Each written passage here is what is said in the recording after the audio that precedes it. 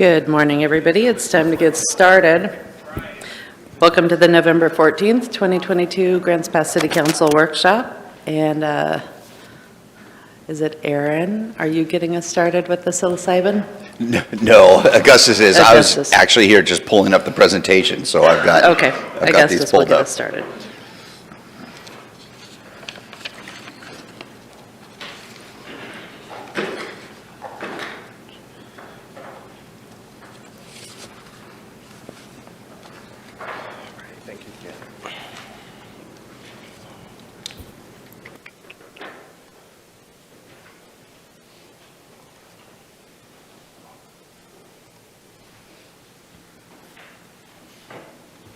All right. Morning, Mayor Council. So today we're going to discuss the time, place, and manner restrictions for the psilocybin businesses that you should have received over the weekend. So just a little bit of background on the implementation of these rules. So Measure 109 was passed in 2020 by the voters in the state of Oregon, and it authorized the Oregon Health Authority to create a program to permit licensed service providers to administer psilocybin products to individuals 21 of age or over in a controlled clinical setting. So we're talking about a setting that precludes the use of psilocybin for any sort of recreational use. It's all in a controlled setting with professionals. Cities and counties were automatically opted into Measure 109. However, the statute allowed for cities and counties to opt out by submitting a vote to the people. So by doing nothing, by choosing to do nothing, the city remained opted into the program. So Josephine County has opted out for both psilocybin production and for psilocybin service centers. And Cave Junction is opted to have a 2-year moratorium on both of these programs. As part of the legislation, it allows cities and counties to place reasonable time, place, and manner regulations on service centers and on psilocybin production sites. And the final administrative rules for Measure 109 are expected at the end of this year on December 30th. So, kind of before we go into these rules, when I was putting these together, I used a combination of different jurisdictions, the statute itself, and the administrative rules. I also borrowed from our marijuana businesses ordinance for some things. So the time, place, and manner regulations are outlined in ORS 475A530. I won't list out all of the conditions, but generally it's like hours of operation, where you may where a manufacturer, where a site can operate, how psilocybin products are produced, things of that nature. There are limitations on these local time, place, and manner regulations. The city or county can't require local licenses for manufacturing or psilocybin service centers, so we can't use our community development department to issue licenses to have these businesses, and we can't impose a local tax or fee for manufacturing or psilocybin service centers.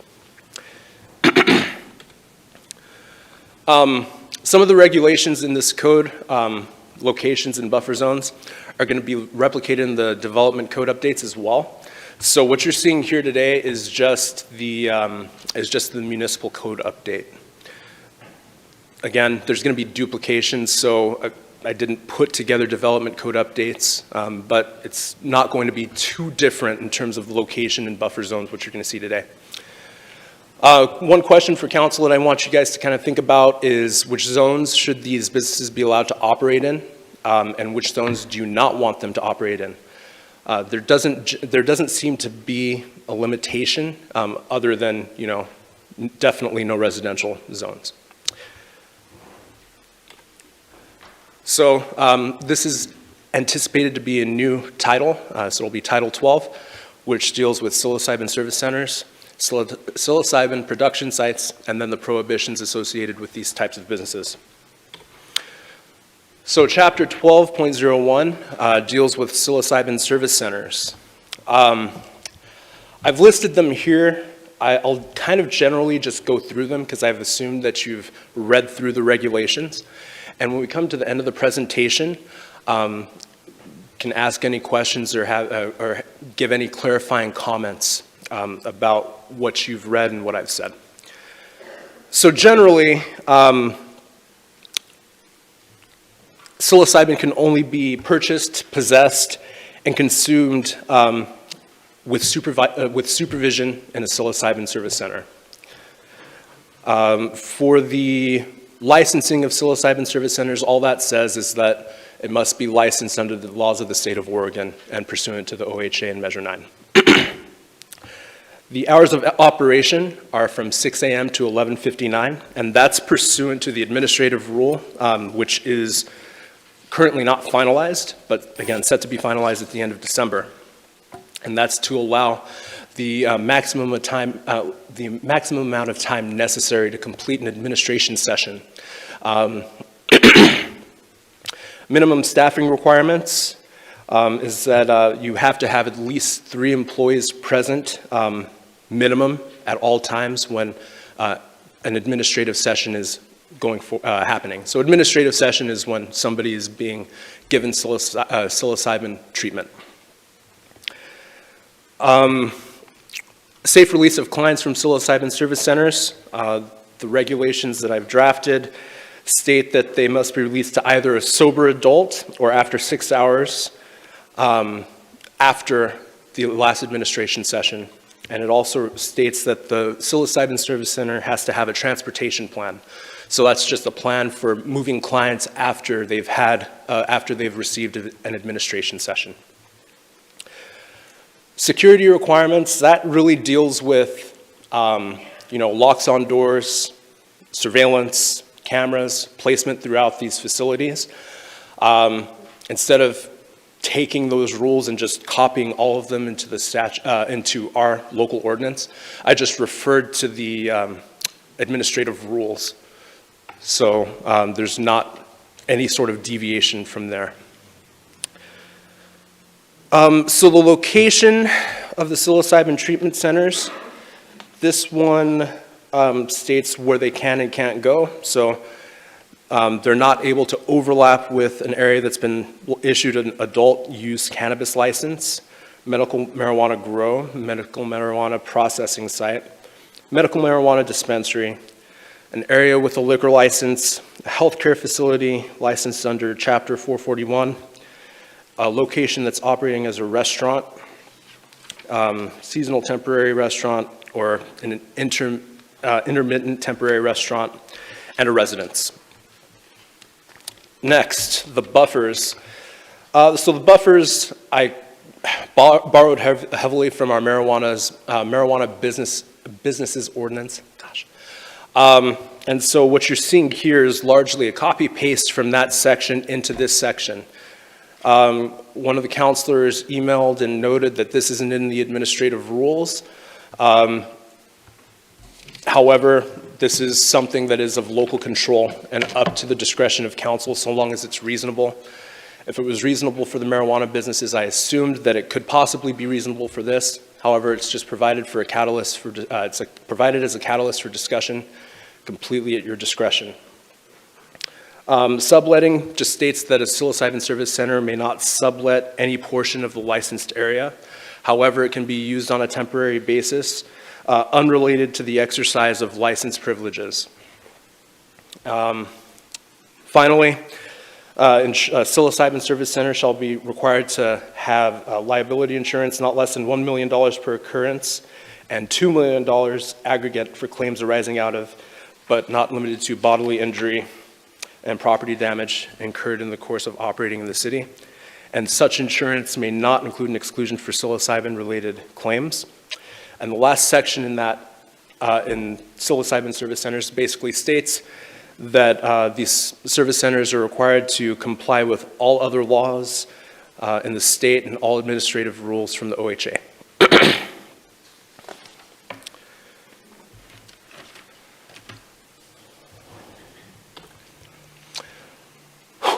So next, the psilocybin production sites.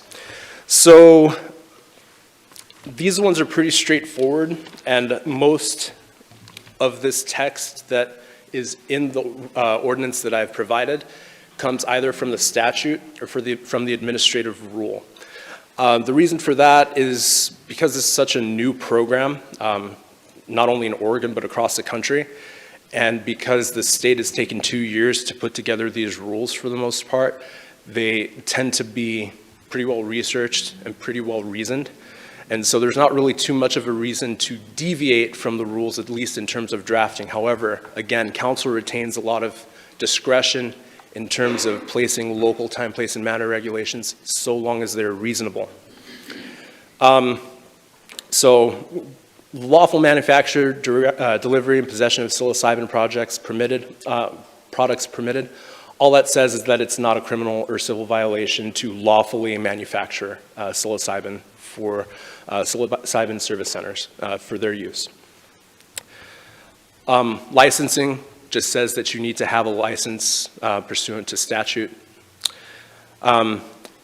Limitation on the species cultivated, again, this is directly from the administrative rule, and it only provides for psilocybe cubarensis. The quantity, packaging, security requirements, again, all in the administrative rule. If you'd like to have that included in the ordinance, that's perfectly fine. However, it directly relates back to what's in the administrative rule just for brevity and for certainty. The location, buffers, subletting, and insurance requirements for psilocybin production sites are unchanged from psilocybin service centers. So they're all generally the same regulations from location down to compliance of laws. The only, really, truly the only difference is that it's for psilocybin production sites rather than service centers. So third, we have the prohibitions. As is the case with the first two sections dealing with service centers and production sites, prohibitions are largely driven from both the statute and the administrative rule.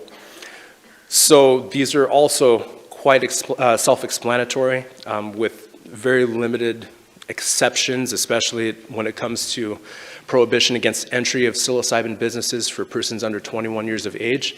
If you work for the OHA and you're there for the purposes of inspecting or observing, then you have exceptions for that. There's also exceptions for if you're experiencing a medical emergency in terms of the ingestion of psilocybin, whether that's recreational or whatever. People who might be under the age of 21 would be allowed to go in order to get help for something like that. The one thing that is not in the administrative rules that has been added is section 12.03080, which states that weapons are prohibited at psilocybin service centers. This has been something that I saw widely added to this set of rules just to make it clear that weapons aren't allowed in psilocybin service centers.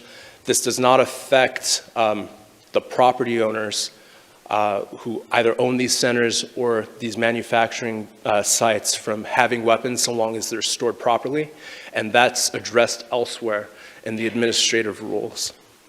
Finally, enforcement and the duty to notify OHA.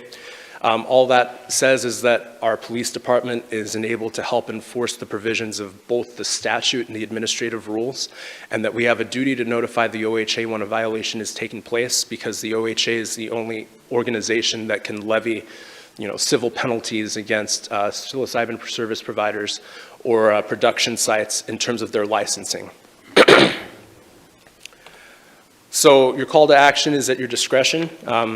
Your call to action date is also at your discretion, with your alternatives to advance the regulations to a business meeting as drafted, or to advance modified regulations to a business meeting. And with that, I turn it over to council. Thank you. I had a question, Augustus, on, well, it's regarding location. It seems to me that location is maybe the primary area where we would have some discretion here. So on the service center sites, 12.01.090, are those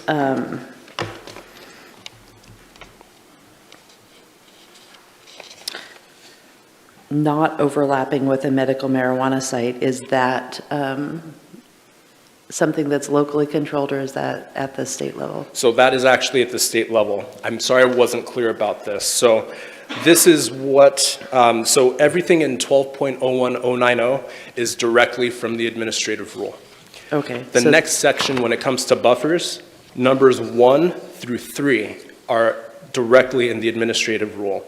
Sections 4 through 7 of 100 in the buffer section are actually in our code for marijuana businesses. And so that portion has been transferred over as a catalyst for discussion. But everything else, with the exception of that provision in both 12.01 and 12.02, everything else has come from either the administrative rule or the statute. Okay, so in these items 4 through 7, things like a public library, that is already in our marijuana policies, or? It's in the marijuana businesses section of the municipal code. Okay. Thank you. Are there other questions? Valerie? Yes, can you read the locations again? You were going really fast, and I know that was, like I said, the one that I also was a little confused about. Oh, just to point out, you do have a handout. Okay, thank you.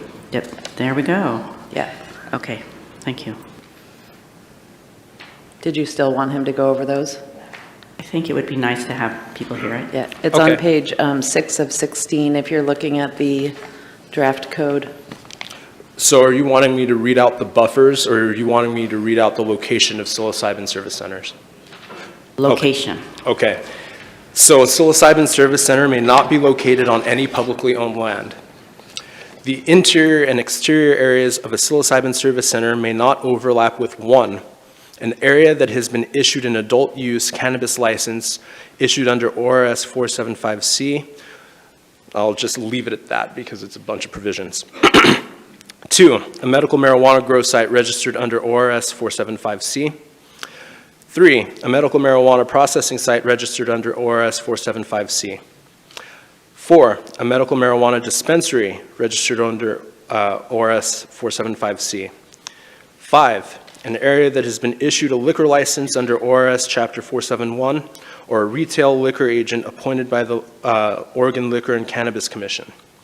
6, a healthcare facility licensed under ORS Chapter 441. 7, a location that is operating as a restaurant, a seasonal temporary restaurant, intermittent temporary restaurant, limited service restaurant, single event temporary restaurant, commissary, mobile unit, bed and breakfast, or warehouse licensed under ORS Chapter 624. And number 8, a residence. I guess I had a question on the one under the healthcare facility licensed under, I mean, just because that's the only one that was kind of surprising to me, only because it is kind of health related. Is healthcare different than medical? So if you're talking about whether psilocybin service centers are considered a health, let me see, a healthcare facility, they are not. Okay. Measure 109 does not treat them as health facilities. Okay. Okay. Vanessa? Thank you, Augustus. I had a question also on location under number 8, residence. Do we know if there's a lot of residential structures that lie within commercial zones? Do we know if they could apply potentially for a conditional use permit to use that structure, although it is in a commercial zone? So these coming from the administrative rules, it's kind of, my initial thought was it probably would apply to residences that are in like zones, commercial zones or things like that.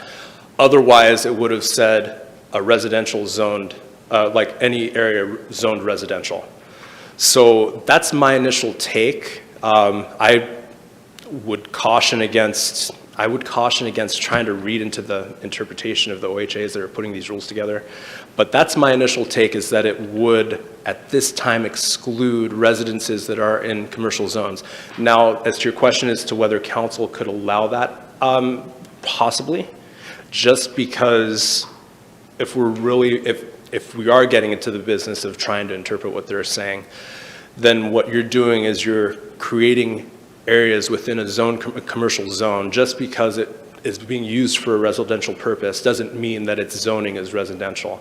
So I think that that would be, like you said, probably best handled through a conditional use permit, where the planning director would have the discretion over how that looks. I think it might be possible. Joel? I just had a quick question on insurance. Every primary care and medical office has medical liability insurance. And I saw here, I missed it the first time through, but I saw here where the service centers and the production centers will both have the same liability coverage requirements as a primary care office, which is $1 million per occurrence and $2 million aggregate for claims arising out of but not limited to. Is that correct? Yes, that's correct. So that's a requirement that they carry that liability insurance. So, in the administrative rules, I couldn't find any requirements for insurance in either the statute or the administrative rules. And I was thinking, this is an example of something that came from a different jurisdiction, that another jurisdiction Sure. adapted. Well, it makes sense. It's the same thing that applies to credentialing of any medical office is the same. So like we had the same requirement. Right. It's interesting in the questions and answers for the Fall Business Forum, it says, do independent facilitators have to cover their own insurance? And OPS says they is unable to offer advice on insurance and liability, but I'll guarantee you, just like a primary care office, if you don't have liability insurance, it's not a good risk. So that's not a bad requirement. And actually, it's a requirement for when you're credentialed with insurances. Rick, and then Rob, and then Brian. Thank you, Augustus. So in your review of the different materials, did you come across anything you felt was weak and that maybe we as the council should entertain a discussion in that area? Not really. I think the biggest thing that council might want to discuss are the buffers that are in our marijuana businesses code, and to see if they might want to replicate that, or whether you want to change that a little bit. Because what you have here, you have commercial, residential, recreational facilities as a buffer. You have public parks, which I think is a little bit more understandable, and you have daycare facilities. Now, those three things are not mentioned either in the statute or in the administrative rules, and at least the administrative rules that are the proposed ones from November 2nd, so the most recent ones. To my understanding and to my knowledge, even the library aren't included. So that's something for council to discuss. But in terms of, and again, I'm operating on the assumption that because council chose to opt in to the psilocybin service centers and for the psilocybin product manufacturing, I'm operating on the assumption that council wanted to be as open as possible and then to tweak from there. So I really took care not to place any sort of onerous regulations. I wanted council to be kind of in control of this process in terms of fine-tuning both service centers and production sites. Thank you. Rob? Yeah, a couple questions for now. So on the 12.01, 0.060, the minimum staffing, Right. where did that come from? That came from another jurisdiction. And it came from actually a couple of jurisdictions. I've seen anywhere between 2 and 6 minimum staffing for when psilocybin service administration is being given. So I've just picked 3. Okay, thank you. And I'm actually, because I have a few questions that some you can answer and some I'd probably like to refer to either Dr. Frost or Steve. But as far as do we have any kind of map available to look at to see what the buffer zones would look like, an overlay? I do not have an overlay or a map available at this time. So we have no way of knowing if there's any place left in the city with all these restrictions that there would actually be available. There's not a guarantee necessarily that it would be allowed in any place in the city, but I'm sure that it would. I'm sure there are places on the outskirts or maybe in town that might be available, but I don't have an overlay map or anything like that available. Because I think it's really good to get a clear picture in our mind of exactly what it is we'd be enacting, because we could effectively be potentially eliminating this if there's no spaces. But we don't have that ability to look at that. Well, I understand that. I think that that's something that we can provide to you in a memo if you'd like. I'm sure that that wouldn't take too much doing. We could just work with GIS to kind of figure out what those buffers are, because some of these buffers, again, are going to be completely at your discretion. But yeah, it would be helpful to see kind of where you're creating those buffers. Yeah. I guess we don't have the map. Minimum staffing, we now know where that came from. Minimum staffing came from other jurisdictions. Yeah, a combination. Yeah, a combination. I don't think that, I think this question might be better for other people that are in the room, so I can save it for later when we're done with Augustus. Is that appropriate, or should I ask a question of Dr. Frost? Let's ask Augustus, and then we'll have them speak. Okay. Thank you. All right, Brian? Yeah, Councilor Pell pretty much asked my question. It was about the minimum staffing requirements, and I guess I would just maybe ask if you happen to recall what jurisdictions you got that from. Medford, I think, was exactly at 3. Ashland, oh gosh, I don't remember off the top of my head. Councilor De La Grange, I can get that to you though. Okay, thank you. Any other questions for Augustus at the moment? All right, we have Dr. Frost and Steve Effring here to answer any questions, or did you have comments without questions, or? Hello, thanks for having us today. I think I can. Oh, thanks. I think I can maybe answer questions with some comments together. First, I'm really excited that we opted into this because personally, I have a lot of patients undergoing cancer treatments or with terminal diagnoses that I think would really significantly benefit from these types of treatments. I have been impressed with the state's work in terms of the safety measures that they've put into place. And while I do think that they are somewhat restrictive, I think that that's where we need to start to show that we can do this safely. One of the balances that we're trying to figure out is how to make this affordable and accessible and safe at the same time. And so a lot of the restrictions that we're putting into place for safety, you're potentially sacrificing some affordability, and then vice versa. If you're trying to make things more affordable, there may be the concern that there is going to be an increase in risk. So one of the things I wanted to address in terms of comments is really the kind of the reality of what we would be looking at in terms of true risk, because I think it's hard to understand on a conceptual level when you're just talking about this as to what numbers we would be dealing with. So right now, if we had a single service center in town, that maybe you had a handful of facilitators coming together to work together, because I think with some of the licensing fees, that's going to make the most sense, that you're going to have multiple facilitators working within one service center. Because of the way that the therapy sessions go, and Steve can probably talk to this in more detail, essentially a facilitator can do a preparation session outside of the service center. They can do their medicine session in the service center, and then they can do their integration sessions outside of the service center as well. So most of the facilitators will only need to use the psilocybin service center for the actual medicine session. And the vast amount of the work that's going to be happening one-on-one with a client is going to be outside of the service center. So a facilitator is probably only going to need to use a service center, maybe once a week. And so you're potentially going to only have maybe 2, at most maybe 3 facilitators coming in to use a psilocybin service center in a day. And those sessions last 5 to 8 hours. So you're not going to have a facilitator seeing multiple people in one day. And so I think we're talking about literally maximum maybe 2 to 3 patients coming in and out of a service center. So that's the numbers we're looking at. So I think when we're looking at the potential buffers, where you're putting this, these are going to be people that are have the facilitator present the entire time.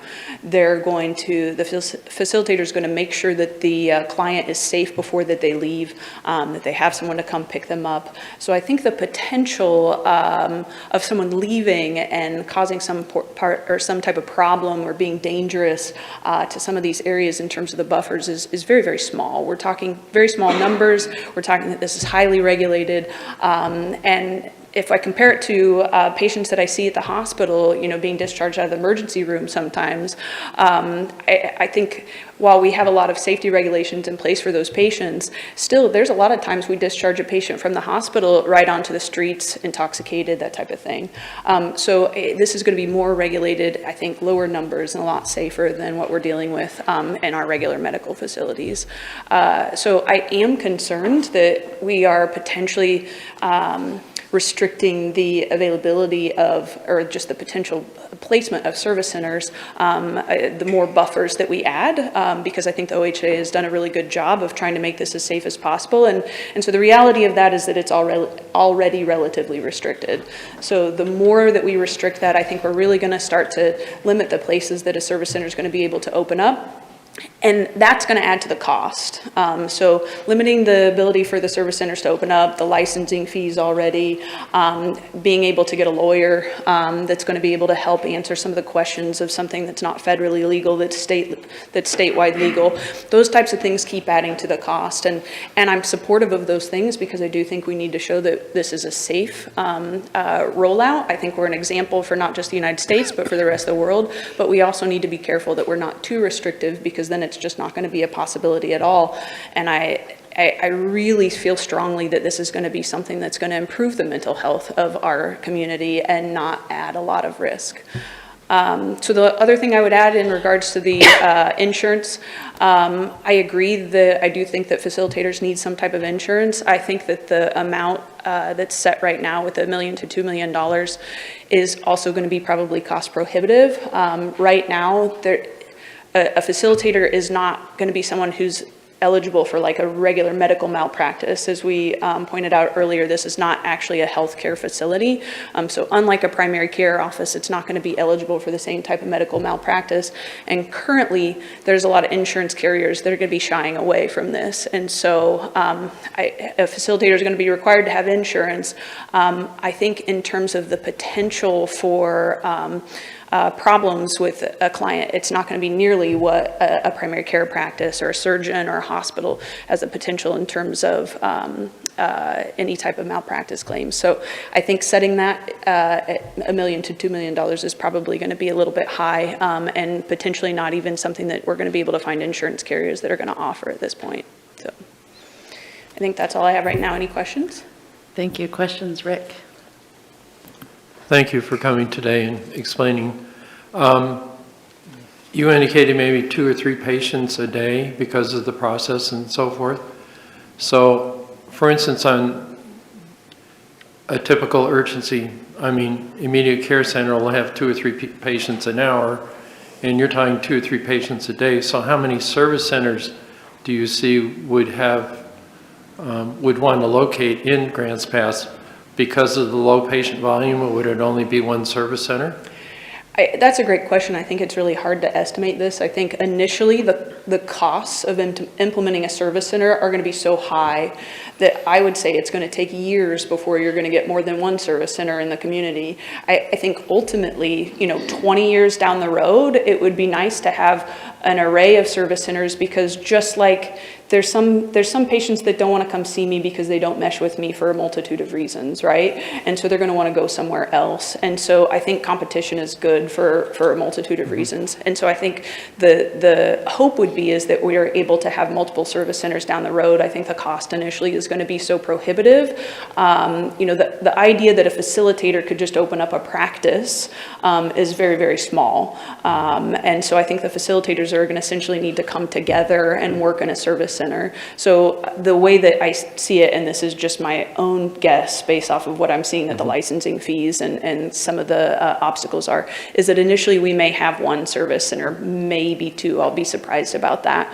But initially one service center, and then with the idea that maybe down the road, as the licensing fees goes down, the Oregon Health Authority has said that the licensing fees may go down as there's more service centers, because those licensing fees essentially pay the government, for, so that the licensing fees may go down. And so in theory, the cost should improve for potential service centers and facilitators. So it's hard to say how much you would need to supply a community, because this is a brand new service. But I think ideally in 20 years, you would have at least 4 or 5 service centers. But even then, having 2 or 3 people going in and out is a relatively low volume. Okay, thank you. Yeah. Valerie? Thank you, Megan, for being here. A couple questions that came up. You talked about the integration process afterwards. So I just kind of wanted to know what integration process means, because that's kind of a funny word. So. Sure. And I think Steve can probably speak to that better than me, but essentially the way that the process works is that this is not we're just going to give you psilocybin and you're going to get better. It's really a combination with, it doesn't technically have to be a therapist, a licensed therapist. It needs to be a licensed facilitator. But that if you came to me as a client and I'm a facilitator, we're going to talk about your history, your trauma, what you want to get out of the session, and we're going to talk about what a session entails. That's your preparation sessions, which could be more than one potentially. And then your medicine session is what requires the service center, and that's typically 5 to 8 hours. And then integration sessions are, let's meet when you're not on the medicine, okay, afterwards for 1 or more sessions, and let's talk about the things that came up for you. And integration can, in theory, take years or a lifetime.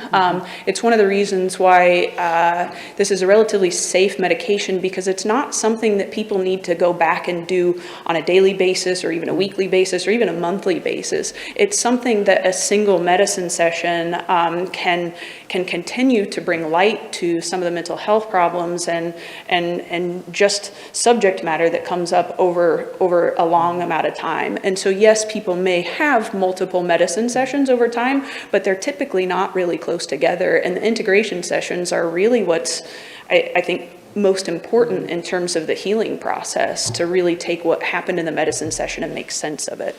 Okay, great. And then I had another question. So you keep talking about a licensed facilitator. What is the licensing requirement, or who is the facilitator? Is it a mental health provider? Is it a psychiatrist? I mean, who is a person? Is it a medical qualification? So anybody, I believe with the GED, can go through the licensing program that has been put in place by the Oregon Health Authority. Steve can also talk to this in more detail than me. I'll probably just defer to you completely on that, because he knows a lot about the education system and how people get the license here. Thanks. Yeah. Brian, then Rob. Yeah, thank you for being here today. One of the questions I have about this draft code is about the minimum staffing requirements. And right now, it says at any time when clients are present, service centers shall have a minimum of 3 employees present, which I could see potentially being less conducive to a service center being successful. So I don't know if you had any opinion or maybe recommendation on how to adjust that. Yeah, most definitely. So yeah, essentially your cost outside of like your licensing and the actual service center location and rental fees, your cost is the facilitator's presence and your other staffing. Right now, there has to be a person separate from the facilitator that provides the psilocybin to the client, and the facilitator is the one that sits in the session with them. And so you need both of those people there at the beginning. I'll be honest, I'm not sure in terms of the state law whether or not that second person is supposed to stay for the entirety of the session, or whether or not they can just give the medicine and then be gone. But to have 3 people available during an entire session, again, on average, these last 5 to 8 hours, in terms of the hours going until midnight, I think that that's very reasonable, because there are people that have sessions that last longer, and it's difficult to predict who that's going to be. So I think for a safety thing, being able to stay open past that average 5 to 8 hours hours is legitimate. But yeah, to have 3 people there for the entirety of someone's session, I think is also going to be cost prohibitive. And Steve knows this law better than me as well, but essentially that a facilitator should have a backup facilitator that is available, and that could be your third person, essentially, that they don't have to be present, but that they're available. So just like me, if I'm on call and I'm in the operating room and I need a hand, I can call one of my partners and they're at home, but they'll come in and help me. And so a facilitator, especially the way we're kind of talking about it right now, that a service center is probably going to be made up of multiple facilitators, that you've always got a backup facilitator if you get sick and you need to go, or for some reason there's something happening with the client that you feel like you need assistance with, you have a backup facilitator. So that would be my recommendation, is that you have a backup facilitator that's available, but that they don't have to be present, because that presence for 5 to 8 hours or longer, that's costly. Great, thank you. Rob? Yeah, basically, Brian's question on the staffing was also mine, and I really appreciate you being able to help create a picture in our minds of exactly, rather than a picture in our mind of people waiting outside and milling about, a dozen people waiting in line or revolving door. Clearly, it's a different picture, especially when we're talking about the mapping and buffer zones, and also the number of staff that would be reasonable. So basically, on the staffing, you're saying that a backup facilitator being on call would make potentially sense for you. I think so. I think that that's going to be true, just whether or not that was something that was a law set in place or in guidelines set in place, or just, I think, good practice for a facilitator. Just like for me, it's not a law that I have to have a backup surgeon, but it's always good practice. I always make sure that I have one of my partners around in town in case I need something. So yes, I think having a backup is adequate. It makes it more affordable, more accessible, because we live in a community of a lot of people that can't afford the thousands of dollars that this can potentially be. And so really, I think anything that we can do to keep this safe but make it affordable is really important. And do you, I know it's just kind of out of your area of expertise, even maybe just as a doctor, but also as a citizen, do you see any areas where you would be hesitant to place a service center, or what you think might be a reasonable buffer? Or that's a great question. I'm going to be honest. I think that you're not even going to notice that the service centers are there. Like, there's going to be so little activity happening in the service center. How many buildings do we have in a commercial area down here that have 2 or 3 people going in and out of them a day? Because even if you have 2 or 3 staff, 2 or 3 people, you've got at max 5 people going in and out a day. So I don't think you're going to notice that activity.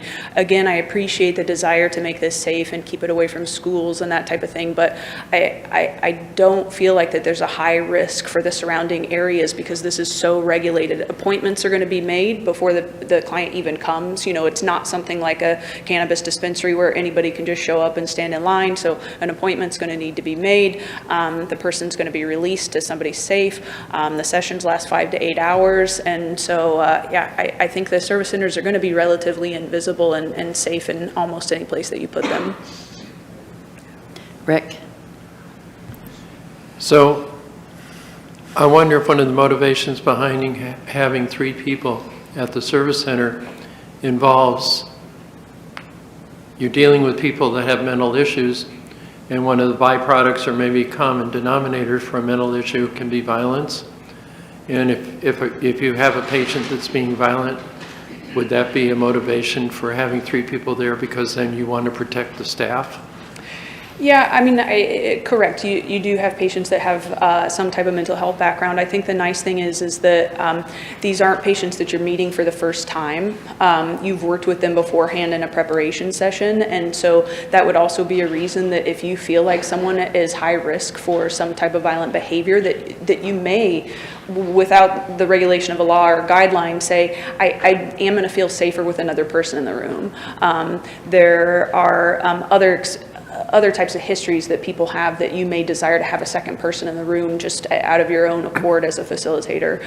I think to have somebody there the entire time for the potential of violence is probably not needed in terms of both the affordability and just still the potential of true violence during these medicine sessions, Steve can speak to this better than me, is pretty low. They're not typically something, while the kind of stereotype is that they're creating these psychotic breaks for people, that really hasn't shown to be true for the most part, that it typically is something that people go more inward and don't necessarily act out physically. It's not like your methamphetamines and things like that. It's something that people typically are a little bit more calm. They may be emotional, but typically not dangerous.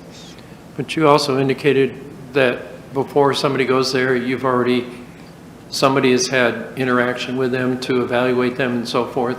Correct. So when they're going to the center, they're just not walking through the front door and saying, I'm here. Correct. They're actually recommended and referred. Yeah, and I think most facilitators would probably do it, that they do their prep sessions and their integration sessions and stay with a client. That's not necessarily going to hold true. There will probably be sometime down the road people that tend to do, there's maybe a licensed therapist that is not licensed as a facilitator but can do integration sessions with people. But typically a facilitator will do their own prep sessions beforehand, just because they want to know what potential things may come up for a patient. Is there potentially violent behavior? Is there a history of sexual assault, that they need to be aware of? So most facilitators will be at least doing their own prep sessions. And again, sometimes more than one. It's not something that you have to meet and just do one time. I think good facilitators will be, not jumping to the psilocybin medicine session for everybody. Just because everybody comes in and wants it doesn't mean that it's something that everybody needs. Sometimes they need different types of psychotherapy. And so your good facilitators, I think, will recognize that. Okay, thank you. Yeah. Vanessa? Thank you for being here today. I have a question about hours of operation. You mentioned it earlier. I have two concerns, and I'm hoping to receive your input on it. For 6 a.m. to 11:59 p.m., I see two potential barriers to this. One is the potential for a retreat center, and I know Deschutes County and Jackson County have looked that route. And additional, I do believe Deschutes County, Jackson County, and the city of Grants Pass are the only rural areas to have allowed psilocybin use, so I can imagine people may be traveling here to receive these services. So can you talk a little bit about your thoughts on those hours of operation? Yeah, I personally am supportive of things like a retreat center because I think it's a really good modality to be able to serve a lot of people. Retreat centers, again, make it more affordable because you can have a facilitator work with multiple clients at the same time at retreat centers. So I personally feel like a retreat center is an excellent option to be able to provide care. I would say aside from a retreat center, but addressing the hours restrictions, it is very difficult to predict how long somebody's medicine session is going to be. Some people will be over in 4 hours. Some people sometimes will go 24 hours.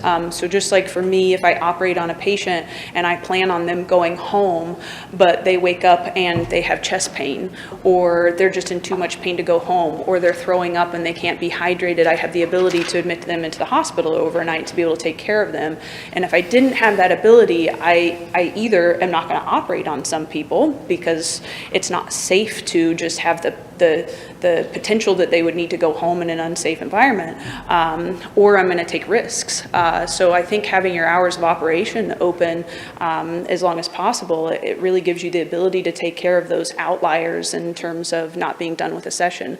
I think even though you would still be releasing that person to someone who is safe in terms of, not letting them wander around and that type of thing, taking care of someone that is going through a medicine session, if you yourself are not trained how to take care of someone like that, it's a very delicate state that people can be in, and I think it's just safer to have the hours open.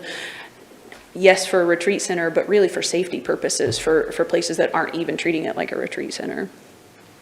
Thank you. Other questions?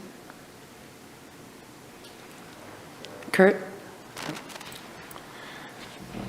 There's obviously a lot of hysteria out there that's based on being ignorant of the treatment. Have you seen the docuseries How to Change Your Mind? I have. Would you say that the depiction of the sessions in that is accurate? I myself have not been a facilitator in sessions, and so I'd let Steve speak to that. But I have gone through a training course through the California Institute of Integral Studies in San Francisco, and so we went through watched video sessions of people going through, and yes, I would say for the most part, for the facilitator, it can be relatively boring. It's relatively quiet. The person is laying there silent with headphones on for hours upon end.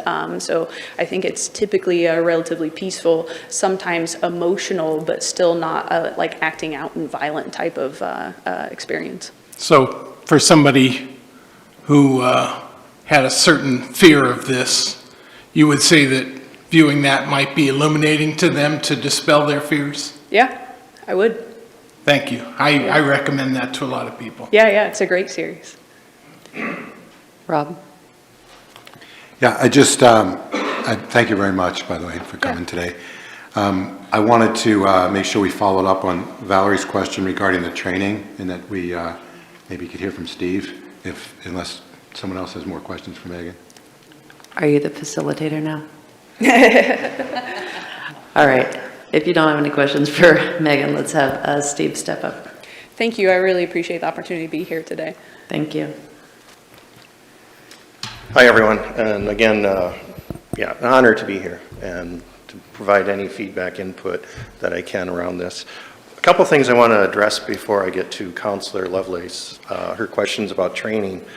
One thing with the retreat center, and a lot of this is evolving, and I'm in touch with some of the other communities, county and city, to better understand how all this is going to unfold. So, like in Jackson County, there's a facility that's called Buckhorn Springs that's going to be pretty much a full-blown retreat center.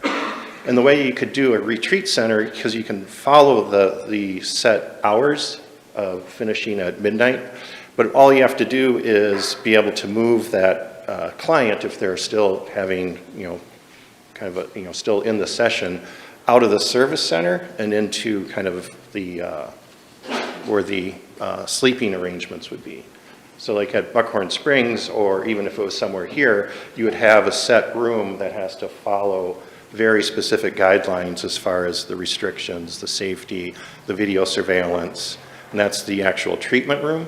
But then a client can then move to another area, even if they're, because the guidelines within, from OHA is, a session is dependent on the amount, but it goes to about 8 hours. And so you just have to make sure that you're, starting your session before midnight, the midnight hour, with an 8-hour window, if that makes sense. But a client can go, in a retreat center model, can then transition to a dorm room area, or, kind of a B&B situation. So with, kind of long story short here, with the hours that are in place from OHA, there is a way to facilitate a retreat center with those hours. And then also, I have another honor. I was actually in an FDA study with psilocybin. So I'm one of the rare people that was a participant in an FDA study. I did this in 2015. I was a participant through the University of Wisconsin-Madison on a pharmacokinetic study. So this was looking at blood serum levels, and we're also looking at adverse reactions in high-dose psilocybin. So there's a set amount of about 25 milligrams that was currently being used, but there was centers that wanted to go with a higher dose. So I was one of the guinea pigs to go with a higher dose, and also with pharmacokinetics. But it was a classic model similar to what's in the Netflix series of 2 sitters, or guides, headphones, eye shades, really comfortable setting. And I think, like Megan said, a lot of times the facilitators are just sitting there. And if the client comes out, they might be in a kind of a challenging place, where the challenging place is more emotional and more introspective. And the typical guidance is just to have them go back in. So they might come out there, they might want to share something, but then as the facilitator, you're just guiding them to go back into the experience. And I'd say the majority of sessions are, most people are on a couch. They're just laid out there on the couch, maybe a blanket, with a playlist that most people, I had to have an FDA-approved playlist, but most people just have some music that'll take them through that experience. And then in regards to staffing, with that fact that the sessions, and I don't want to make it sound like they can't be challenging, because they can be challenging, but it's an emotional challenge where someone's, kind of encountering some of the deepest parts of their life. So there's an emotional challenge to it. I don't think there's ever been any, from my knowledge, and I try to stay very fresh with all the current studies, there's no reported incident within any of the studies throughout the US or the rest of the world with anyone having a violent outburst. And also part of that, also what's so critical, and this will segue a little more into training also, is the preparation, the screening process to rule out anyone with, schizophrenia or psychotic breaks in the past, or also just any temperament that would feel off to that facilitator. But part of the training is going into pretty in-depth screening process to really weed out those types of patients or clients. And then back to having the 3 people on board, the challenge, and I think from OHA you need to have the facilitator who's doing the session cannot touch the psilocybin. So that has to come from a state-approved, state-screened, background checked, not an official state employee, but approved by the state to hand off the psilocybin to the client. But then their job's done.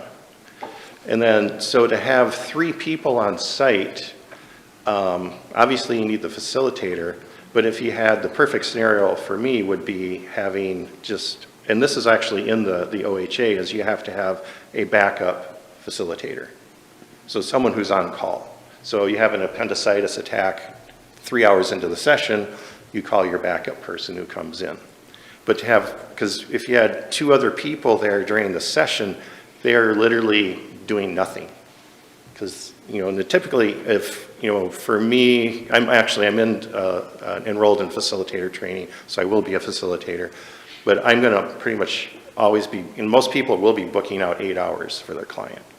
So you would have someone, or 2 people possibly sitting there for 8 hours doing nothing. Question? Joel? The manufacturing end of things, pharmaceutical grade, very high quality, very expensive, very important. And as with any prescribed medicine, I'm not sure if this will be prescribed because it's not legal federally. I assume that it still will be prescribed with some kind of licensing by some medical profession. It won't be, it'll just be it's just given to so anybody there's the manufacturing facility is the one that grows the mushroom. Okay. So we're not dealing with, like in the FDA studies, it's pure psilocybin. So we've experienced a lot of recalls in different vaccinations, different pharmaceutical drugs. And as you talked about, there's risks in treatment that you talked about, like heart attacks and I didn't say anything about well, heart no, attacks. she did. Not that it's common, but things happen. I mean, you could have a clinic that deals with diabetics, and things happen. And just because the human body is very complex, as you know better than I do.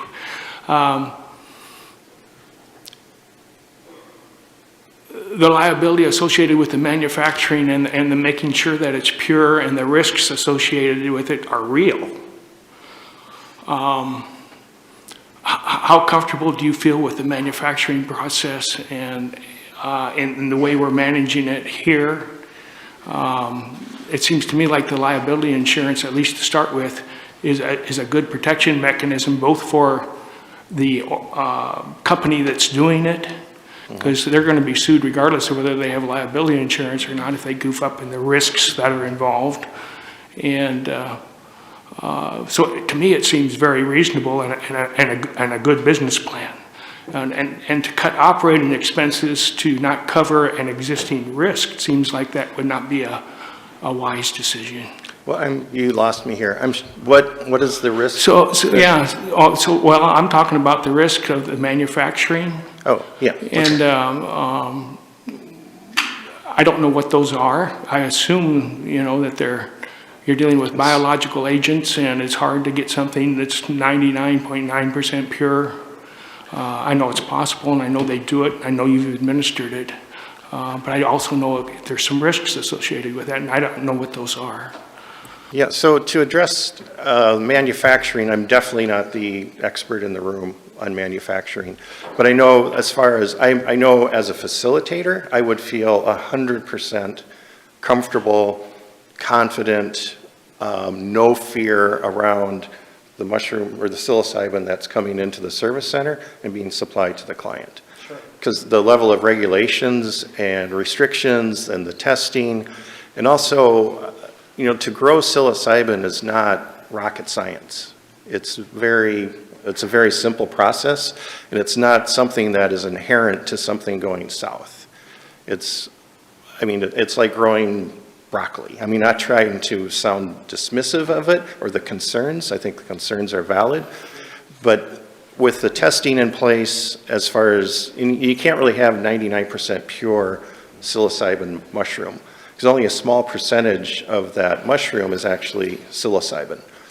And so there's also testing to understand the potency within a certain batch, what is that psilocybin potency. So everything is, heavily regulated. And for me as a facilitator, 100% confidence in what's So there's showing. risk associated with exceeding that percentage as well, is what I heard. And there's But the probability of that happening, I heard from you, is low, but the That's consequences very low. could be high. And no, I would not say the consequences would be high at all. Okay. I would never say that. So it's 'Cause like aspirin? I'm sorry? Like aspirin or insulin or? No, there's the lethal dose of psilocybin. Someone my size, I would need to eat about 10 pounds of mushrooms, which I'd be vomiting before I could consume 10 pounds of anything. So the risk of...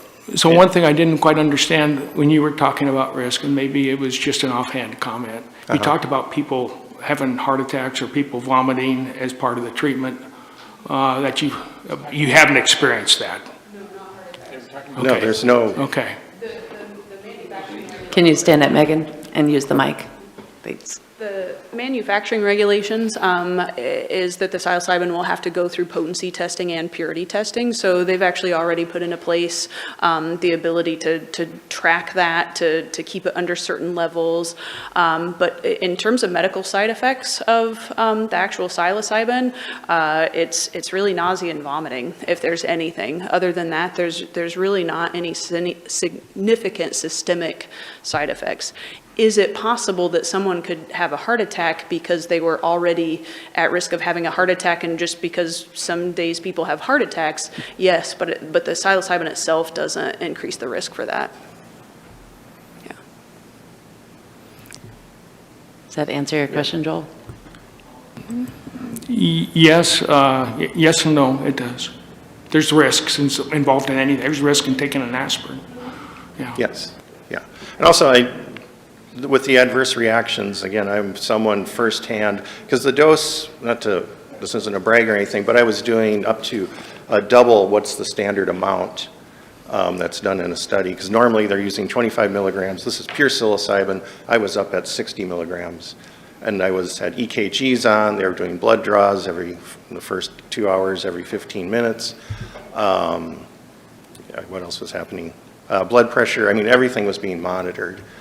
And it was a group of 12 of us going through high dose psilocybin that wouldn't even be close to the realm of what's allowed with the OHA program. Thank you. Yeah, but I understand. I also get, your concerns. They're valid. We're bringing something new that not a lot of people know a lot about. But I also feel comfortable standing in front of you, going, overall the risks are from a physical standpoint, adverse reactions are pretty minimal. I wouldn't expect you to be here if you felt differently. Very true, very true. And also just, yeah, I'm just someone who, I wouldn't be here today if it wasn't for these medicines. I mean, they saved my life. That's where my passion comes from. I want to make sure to make time here, obviously, for the training question. So training is set up by OHA, so they set the guidelines. So it's a very controlled, again, I think the beautiful thing about this whole program is OHA has done a great job of, this might sound kind of strange, but going overboard in the restrictions and the regulations. Because for me, it's, like it's been stated, you know, the whole state's watching us, the whole country's watching us, the whole world's watching us. So it's very restrictive and very controlled, and that even goes to education. I'm currently enrolled with a company called Synthesis as a facilitator, and it's a one-year program. So it's going to take me a full year of meeting every week, 2.5 hours a day, to get trained. And part of that training is around ethics, integrity, the whole screening process, the pharmacology of these medicines, or primarily with psilocybin, how to facilitate a session, how to help people through these processes. And then also tied to that is intensive training on the prep session to get someone prepared for the session, and then integration. And I want to go a little more into integration too. But so there, and the actual course is controlled by OHA, so every training facility, it's kind of the systemized approach, has to teach the same subjects.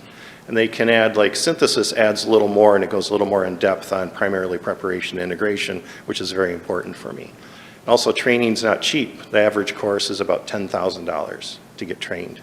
And then to become, once I'm a facilitator, I have to pay a $2,000 year license. And then for a service center, there's a $10,000 yearly license that goes to OHA, and that's what funds this whole program. So it's a self-funding program through license fees. And again, that's making it very cost prohibitive for a lot of people, and that's why we're not going to see this gold rush that people have been afraid of, because the startup is very expensive. And the commitment has to be from someone who's obsessed with this like me, and really, really wants to bring it to the community to help. I mean, my focus is just helping people who are suffering. That's all I want to do. Let's see, anything else on facilitator I wanted to mention? Oh, any questions, actually, on? Like Rob, then Rick, then Joel. Yes, Steve, thank you. Sure. So you mentioned that when you were a guinea pig and they were giving you more than double the dose, they had you wired up.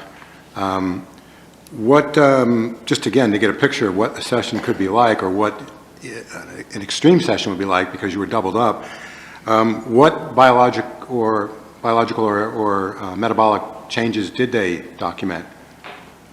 Oof, I can't answer that accurately.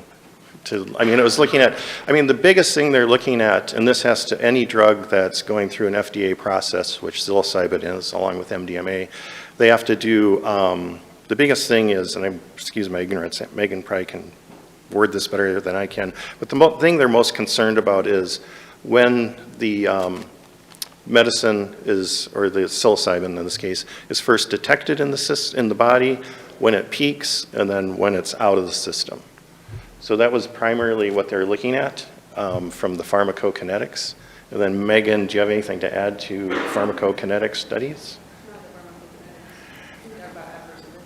Yeah, so there wasn't a whole lot they were looking at for metabolical change. Everything, I know they were analyzing urine and blood, but what they are looking at, I'm not sure, but I can get the study. It's a published study, peer-reviewed study. I could get that to you. Which If would it's have convenient, more. I'd love to see it. So subjectively, when you were under double the dose, did you feel your heart pounding? Were you anxious? What was your subjective experience? Subjective experience, there's definitely an acceleration of heart rate, primarily for when the medicine first, starts to take effect, because your body's also, adjusting to something's happening.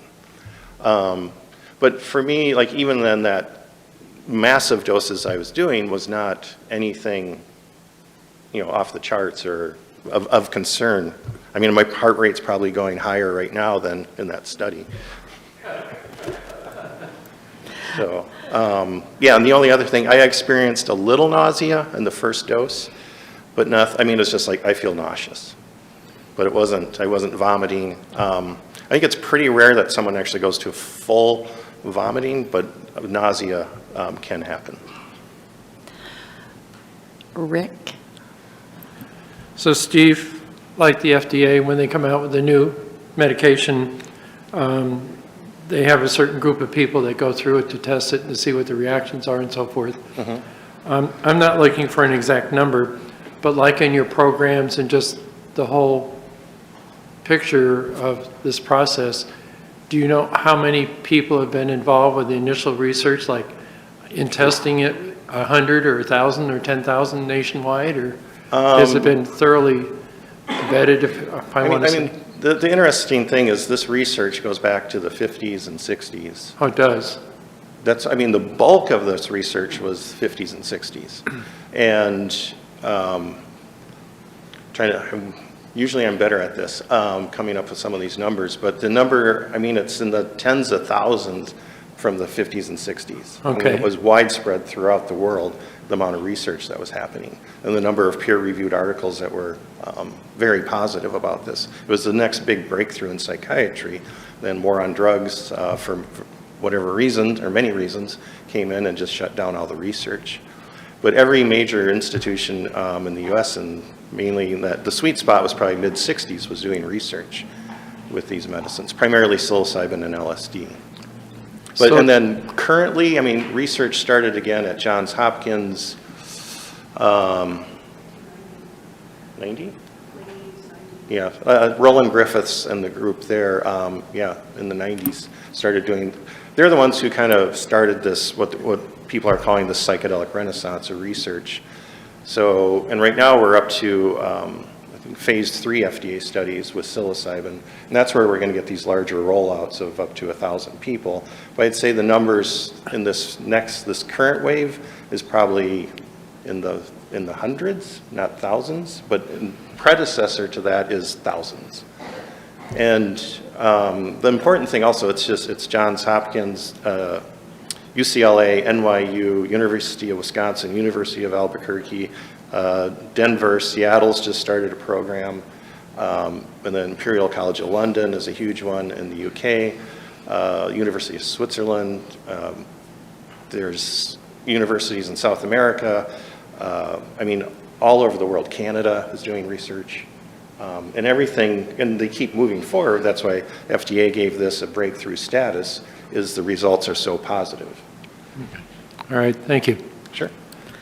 All right, I have Joel and then Valerie, but we're asking a lot of questions about the drug or medicine, and it's, interesting, but I'm not sure it's that relevant to, what we need to determine is where we're going to allow these things to be.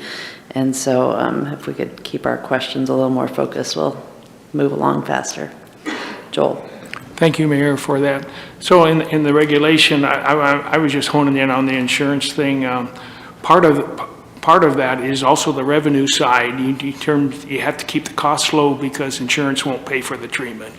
And so it has to be a cash payment. Yes, insurance out of does the not. patient's pocket. Insurance currently does not cover this. Yeah, so it won't be covered under Medicaid or Blue Cross and Blue Shield or any other treatment. No, it's 100% out of pocket. And, okay. Yes. Yeah, and the $2 million insurance is, yeah, very cost prohibitive. Well, then what I hear you saying is that insurance regulation is because the insurance companies won't approve it, and you expect the patient and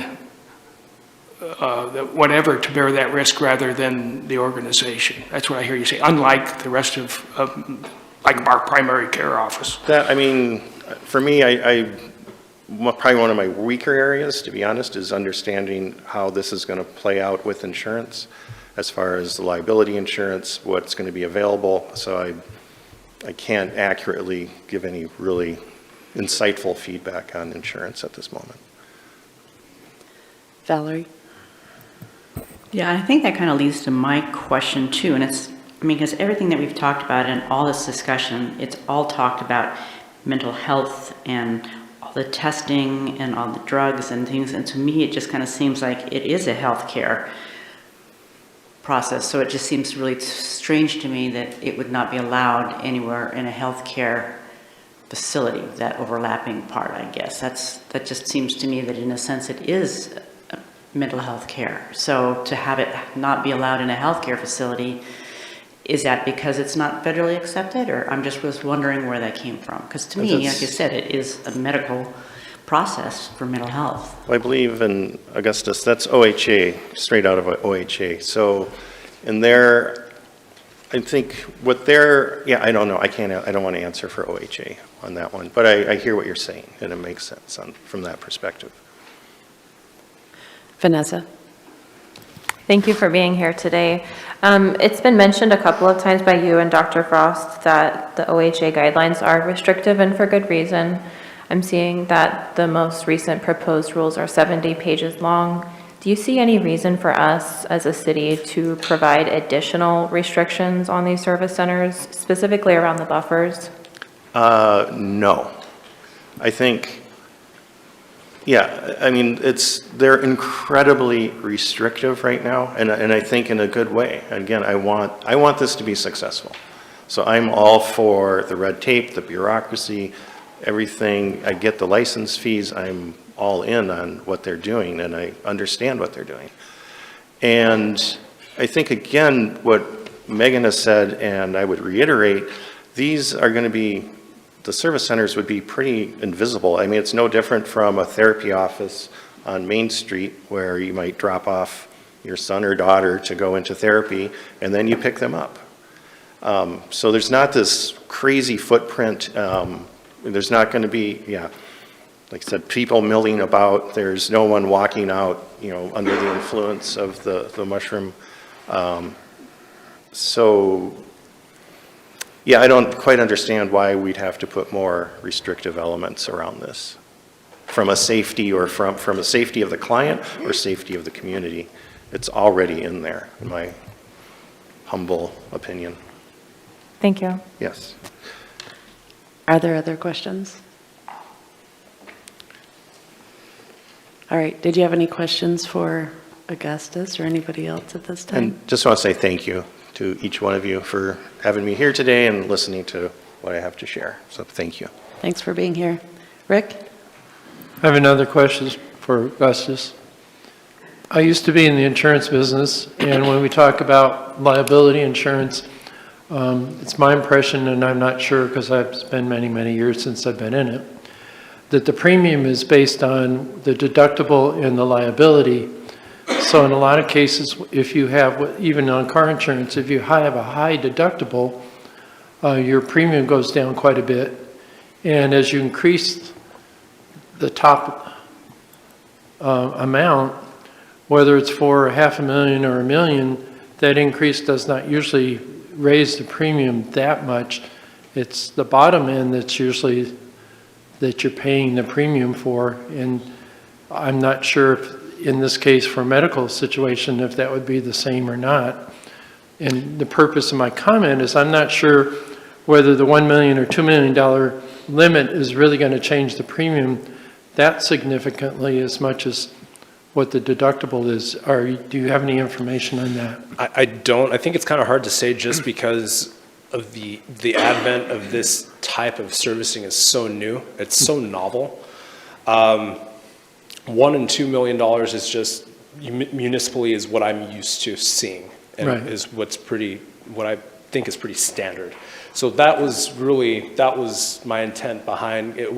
The intent isn't to make it cost prohibitive. That's just, I'm taking the information that I'm used to, that I've used before, that I've seen before, putting it in here for your discussion. So in terms of if your question is leading to whether you can adjust, obviously you can adjust these rates. Like this is something that is going to be within your jurisdiction. And if we adjust that, all we're doing is increasing the liability of the instructor or the business.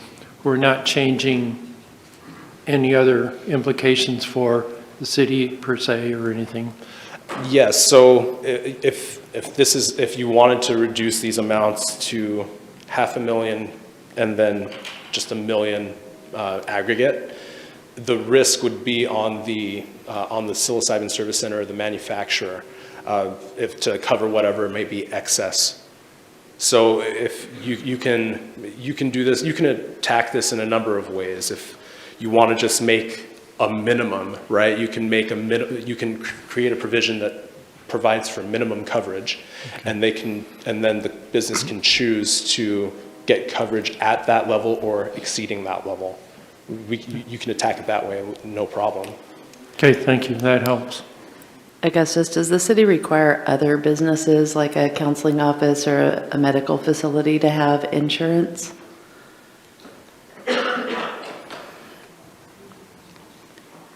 We're looking at Brad. We do for sidewalk cafes. They're operating in a public space. Okay. And so we do require that before we issue a sidewalk cafe permit.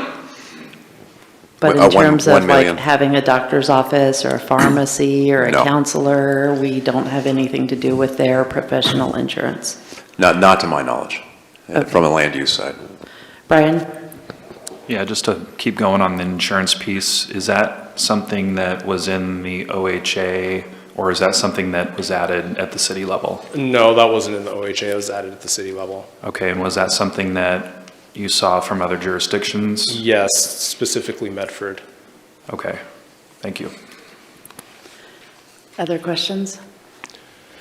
Okay, so if there aren't questions, this is what I've gleaned so far from this discussion. And please feel free to correct me if I'm missing anything. So I've heard from at least one counselor that they wish to add a provision that provides for a retreat center, which I think would just be adding that a retreat center is, oh, I guess Brian has a question, sorry. I was just going to say, I don't know that we've had discussion yet, so maybe this is premature. Yeah, Because we've just been asking questions We up till really now. have just been asking questions, but I Okay. guess if you had something that you wanted to bring up. No, you could provide for discussion first. My apologies, Okay. I jumped the gun. Any other questions at this time? Rob? So depending on where it stands when we come out of this meeting, I would imagine that you could, even though we went through all the words, I would imagine that in the drafts that you came up with, you'd be able to highlight what essentially was from the state and what was added at our level. Yes, if you'd like me to do that, I can do that. Because that, depending on how we come out of this, that could be helpful for me to be able to see what creatively we are potentially going to add and see what, if any, problems that actually addresses or doesn't address. That's not a problem. Okay, thank you. Well, it looks like for the most part in the language here, if it's based on a state regulation, you've cited the ORS or ORA. Generally, yes. So generally speaking, things that don't have that citation are flexible. That's generally correct, yes. Okay. Brian, did you still have something? When we move to discussion, I do. Okay. Joel? Okay. Are we moving into discussion? All right, we'll go Brian, then Joel. Okay. Well, there's a few different areas I want to discuss, but I'll just start with the buffers. I would be in favor of just following the OHA guidelines for buffers and not necessarily adding more arbitrary buffers. All right, Joel? I just wanted to speak in terms of the liability insurance. It's risk, it's a new thing, it's risk management. You're right, the deductible, the center or the manufacturing center can choose to get a high deductible and assume that risk to themselves. Or they could, I would not want to reduce the amount of liability coverage or the total amount. And if they want to manage it by a low-cost policy that has a very high deductible that minimizes their cost, I think that's just risk management on their part, and that's their job. It's not our job. And the reason the city doesn't regulate medical offices and liability insurance is because if you're credentialed with an insurance company, which this will be hopefully in a couple of years, they require it as part of their insurance. But here, since they're not going to pay anything, there's no requirement. And so how do you protect the consumer? How do you protect the community? You do it, there's a gap there. And you try to give the individual business the flexibility to manage that risk. If they want to assume the most of the risk, have a high deductible. If they don't want to manage that risk and they want the insurance company to do it, and hopefully it's a very rare event, and that's why you have insurance. You have a very rare event that's fairly expensive, and it protects the consumer. So I would like to keep that in there. Rob, then Vanessa. Yeah, I'm not exactly sure why or where you'd be coming from on that, Joel. I mean, my business has a salad bar. I mean, there's been outbreaks at salad bars, you know, over the last 30 or 40 years, and knock on wood, I'm hoping I'm not jinxing myself, but I've never heard anyone on the city council say that I need to have insurance to protect my my clientele. I've chosen to have it, but I don't know that it's the city council's place to mandate that I have that insurance. So I just don't really see how that's relevant to our discussion, quite frankly. Vanessa? I also would like to see adjustments to the hours of operation and allowing a retreat center. I also agree with the elimination of the insurance provision.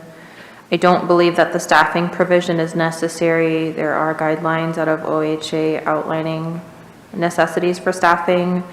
I believe the additional buffers that were added outside of OHA guidelines need to be eliminated. They are excessive and too restrictive. I would also like to see a conditional use permit allowance with residential structures in allowed zones outside of residential zones. Rick? I would be supportive of the insurance. I mean, there's two benefactors there. You have the client who's protected, especially if the owner has limited resources, but it also protects the owner too, because they're paying that premium to protect their business. So I guess my position would be to retain the insurance. Thank you. Kurt? Well, I think we've shown a good example of listening but not hearing up here. I think this is pretty much a zero risk opportunity. And I think buffers are arbitrary, and I think buffers will be used punitively to try and prevent things from happening. And I think this is a valuable service that should be provided. And so to the extent that OHA will allow us, I would do away with as many buffers as possible to allow it to be anywhere. I do completely agree with Valerie. I don't quite understand the requirement to keep it out of a medical facility. I think that's the appropriate place for it. So that would be the way I would go. Thanks. I believe that part actually was in the state requirements as far as the medical facilities go. I know, that's why I'm saying that. Gotcha. As far as the retreat center goes, the idea of a retreat center, it does specifically outline in that ORS not having a bed and not having it be near, I guess, a bed and breakfast. But is there a way within the Oregon statute to allow a retreat center?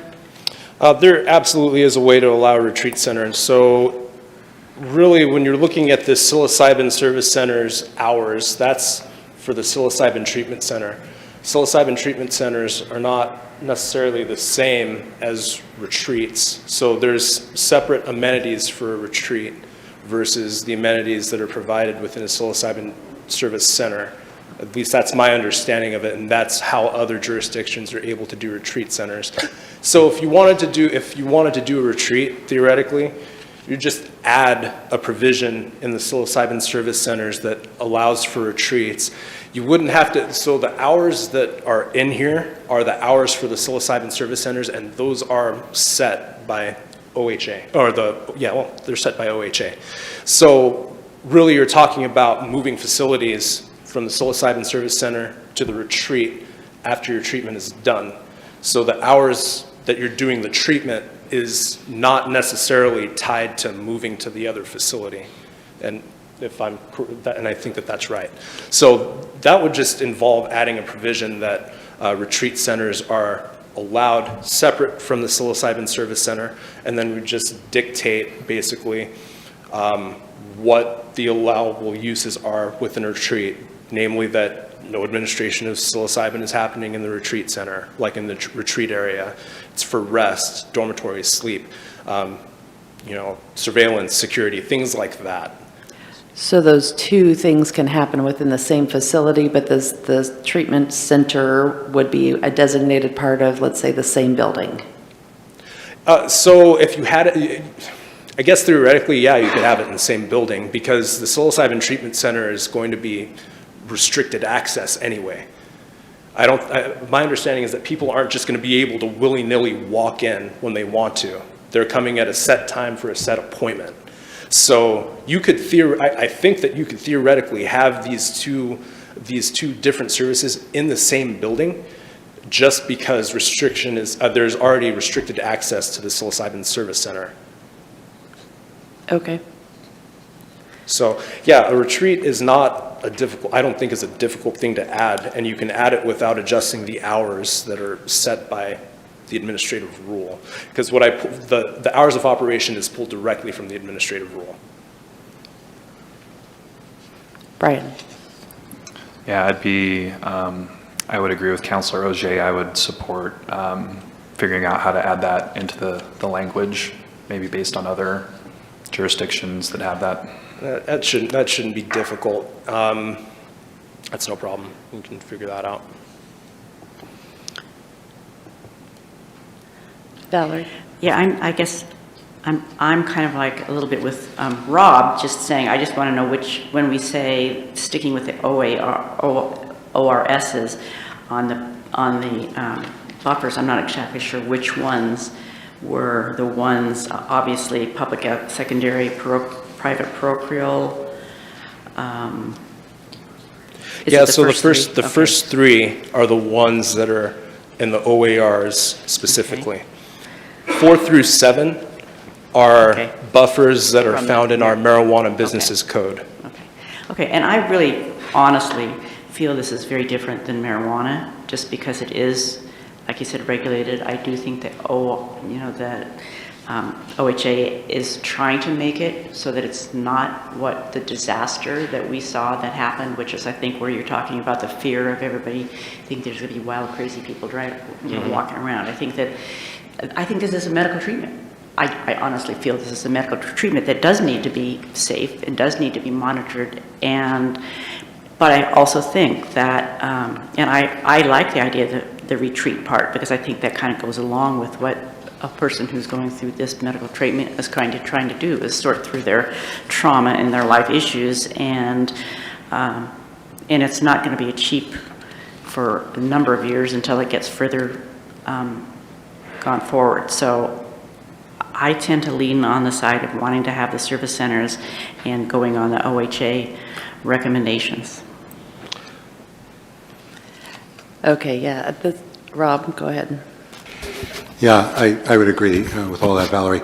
And one other thing that I know that when we discussed this before, and it's actually appears to be even more valid now, is that when the possibility existed that Grants Pass was not going to offer this service, in our last council discussion on this, it was suggested by some of the councilors, well, people can always go and travel to other jurisdictions where they can obtain the service. Well, now it turns out that the situation is actually reversed. There are many places in the state that cannot get this service, and as a result, they may want us to support our service centers and our businesses here, with us being legal. For that reason, I think that some facility for, either a retreat or overnight stay would really help the success of our program, because again, there are places that can't get this service, and whether it's people that need it for we'll say mental health reasons, or end-of-life issues or things of that nature, again, they may not be able to get in their hometown. So we can provide that and, again, increase the chances of our service centers succeeding financially by allowing and having retreat and or some overnight facility available. Okay, I think we have several points that we seem to have at least a majority agree on. Better wait till Augustus is ready for me.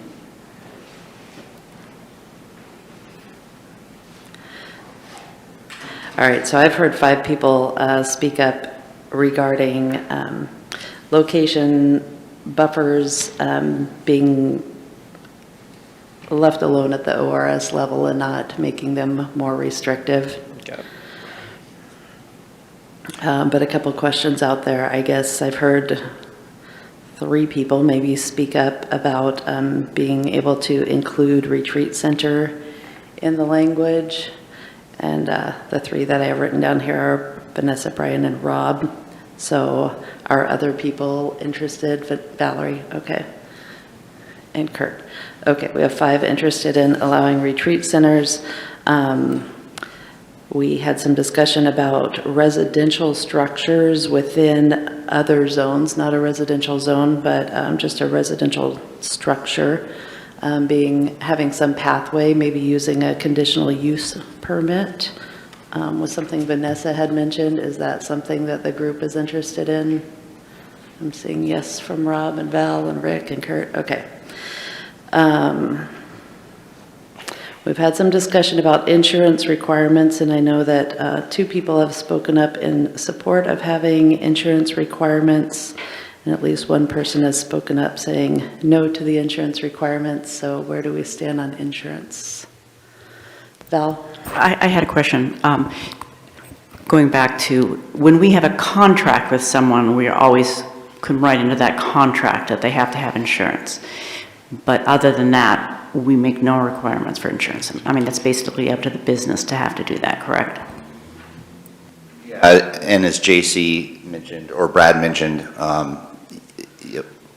when they're utilizing where you have some contractual agreement or an agreement to use public right-of-way or public space.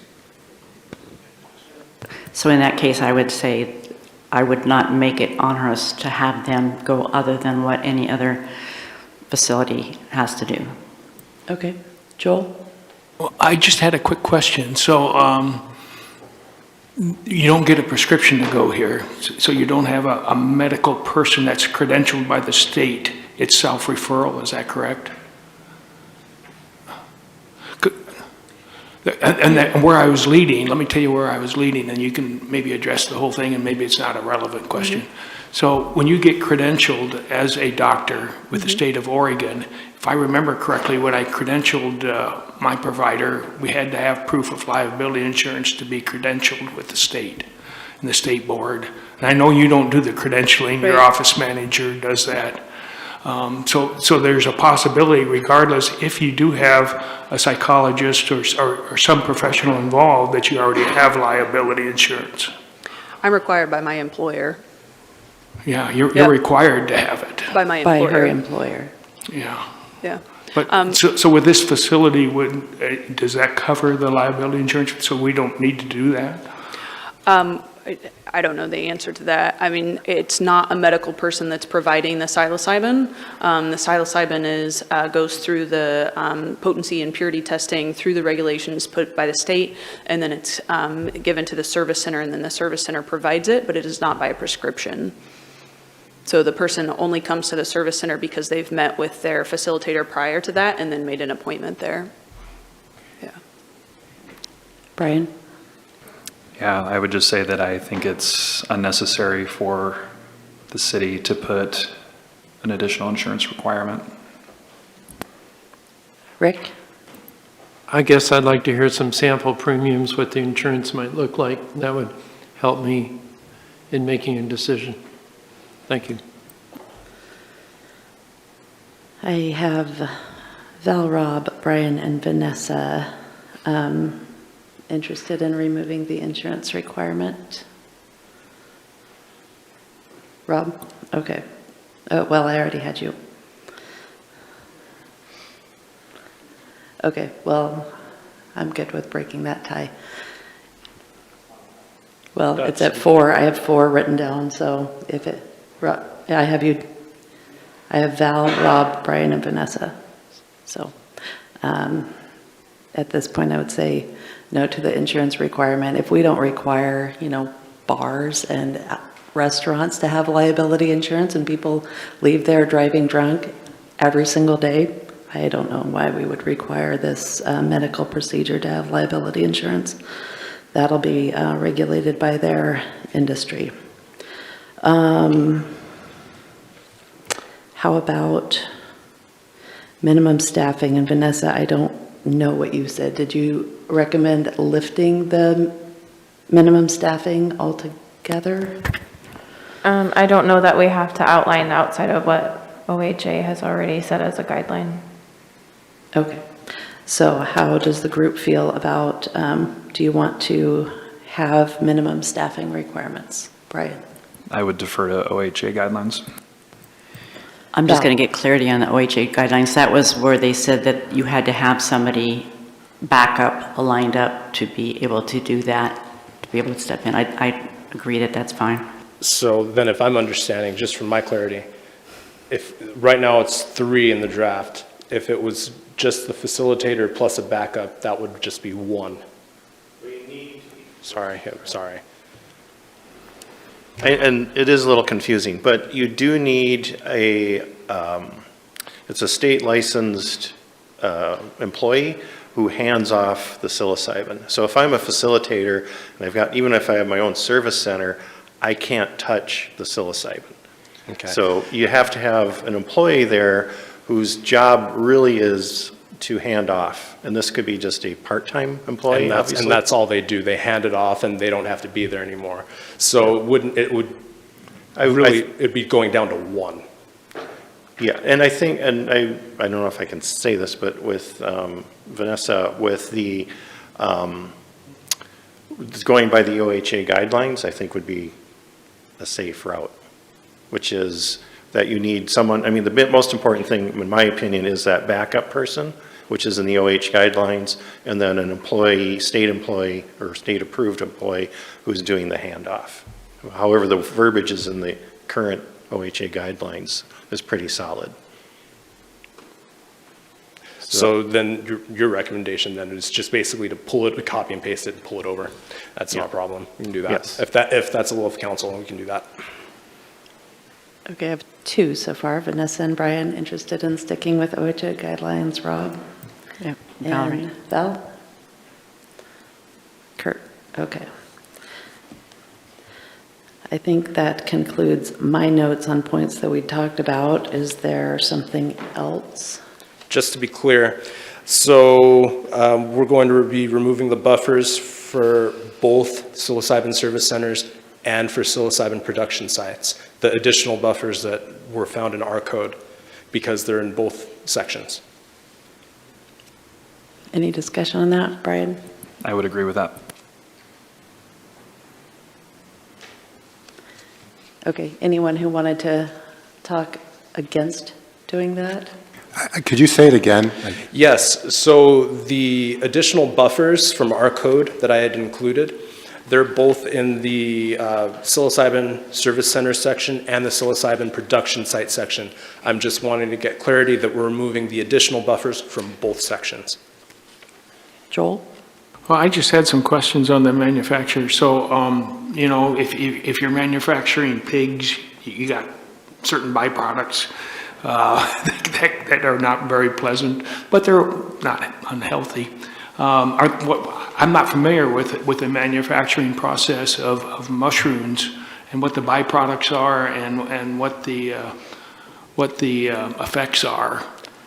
Does anybody here know what that is? So my limited understanding is that psilocybin is produced, the psilocybin is produced almost exclusively indoors, and the byproducts for the production of psilocybin, like handling the byproducts, handling the product itself, getting it from the manufacturing site to the psilocybin service center for use by clients is all regulated by the OHA.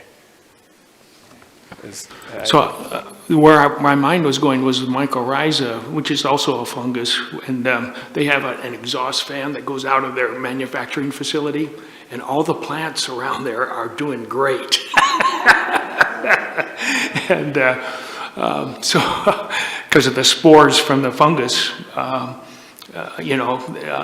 it's hard to contain that. And I'm not sure with this type of mushroom if you have the same type of effect or not. Yeah, I mean, it's my understanding is that it's a pretty sensitive plant, but I defer to you. I can answer, am I live here?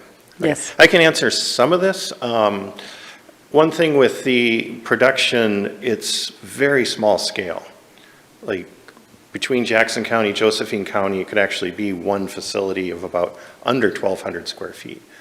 And typically mushrooms are grown in especially with psilocybin, self-contained containers to control humidity.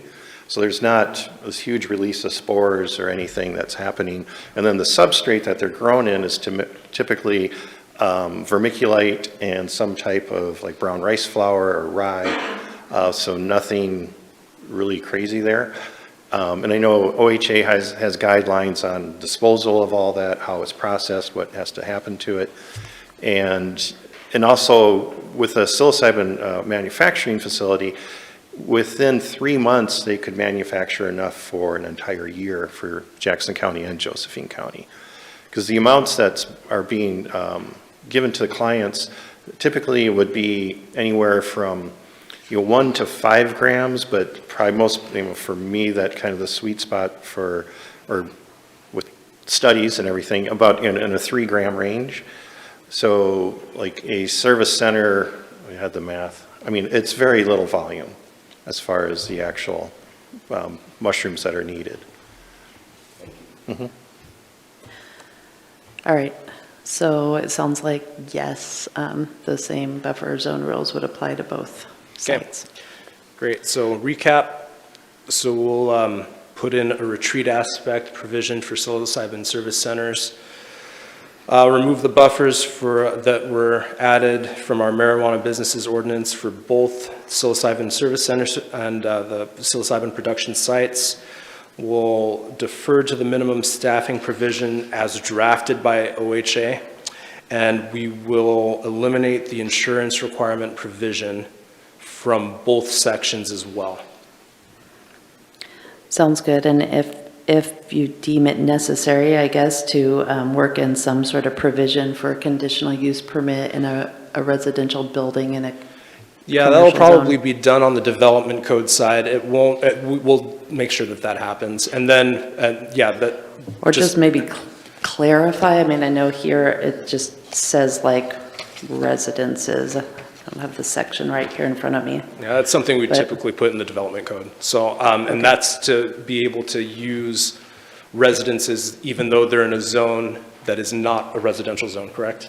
Yes, not to be included in a residential zone, but just a residential type structure within a commercial zone. We can work I can work that out with community development. Okay. Rob? Yeah, they'll work it out, but I just was actually wondering for Brad, like what actually is the difference between a residence building and a commercial building? How is that different? One has a peaked roof, the other, what's the difference? On the building code side, there's significant difference in terms of ingress, egress, and other types of outdoor spaces and how they're regulated. So that's probably the biggest on the land use side. It's truly just a use. So they can go back and forth. A structure over the life of its term could, be residence, go to commercial, go to residence, go to commercial. So it really depends on, the actual use. If you are sleeping overnight in a structure and it has a kitchen, a living quarters, and a bathroom, it's a residential use. Okay, thank you. I think just here, it's my intent anyway, though, that we know there are buildings around town that, you know, were old houses in particular, get used as attorneys' offices, things like that, that might be a nice place to have, you know, a counseling office or a psilocybin service center.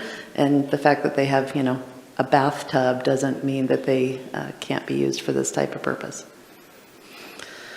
All right, any further discussion on this? All right, I think I have direction. We'll have it ready for you for this meeting on the 7th, I think. All right, thank you, and thanks for our guests for being here and helping with the discussion.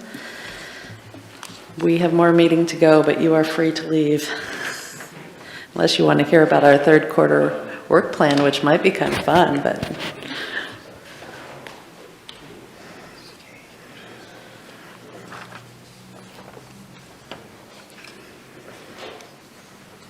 I'll stall for Aaron for a minute here while he sets up. I got a little question from my cousin's third grade son wanting to know what the best part is about being mayor. So I'm thinking about that.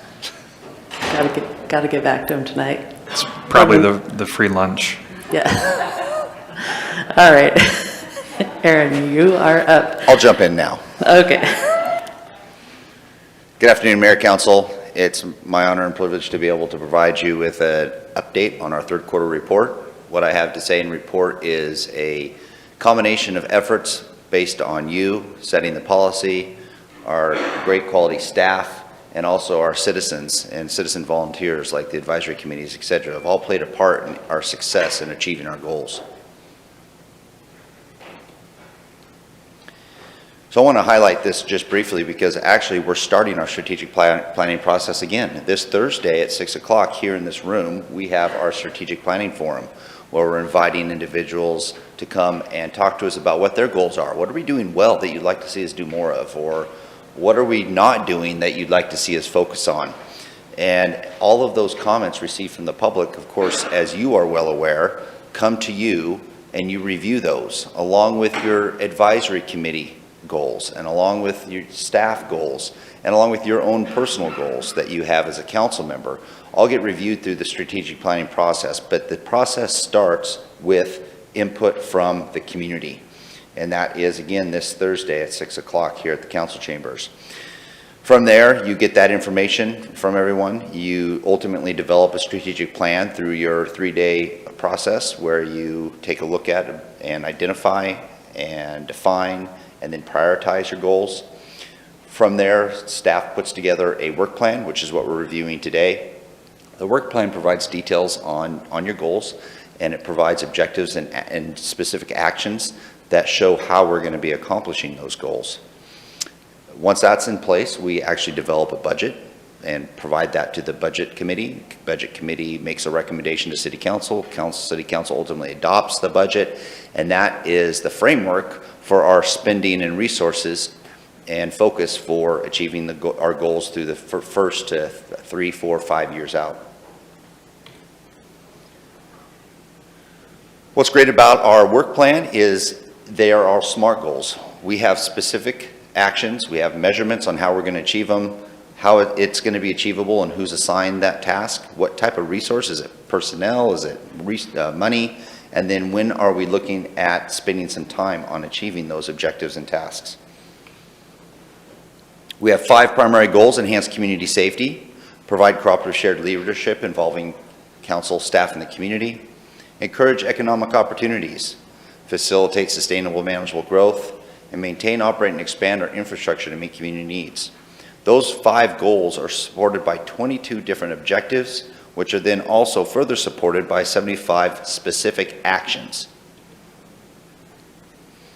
Your top 6 goals coming out of the 2022 strategic planning session were the following: permanent funding for police and fire rescue services, facilitate manageable urban campground, create a kayak whitewater park in the river, use urban renewal to redevelop the Redwoods Hotel, appropriate resources to keep parks safe, cleanly maintained for public use, and develop transitional housing project turnkey.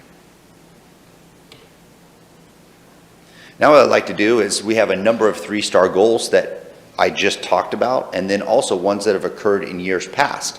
So we're going to highlight some of those that we're still working on and give you an update on our 3-star high priority goals. The first one is under enhanced community safety, maintain necessary criminal justice infrastructure. Action number 1 is permanent funding for police and fire rescue services.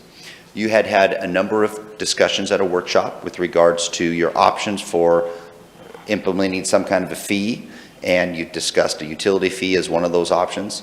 At the same time, the Board of Commissioners brought forward a plan for a sales tax for their law enforcement, which would also benefit our public safety system, police and fire. And so council made a strategic effort to stop the discussion while we figure out what was going to happen with that referendum that came to the public. As you are all aware, that did fail. So now it's time for us to gear up and have further discussions with regards to funding and level of service for our public safety services. Our current levy, if we were going to move into future planning, the time that we would renew that, if that's the same type of revenue stream that you're going to be looking at, we'd be looking at having that go to the voters November of 2023. Continuing enhanced community safety, prevention-focused community policing.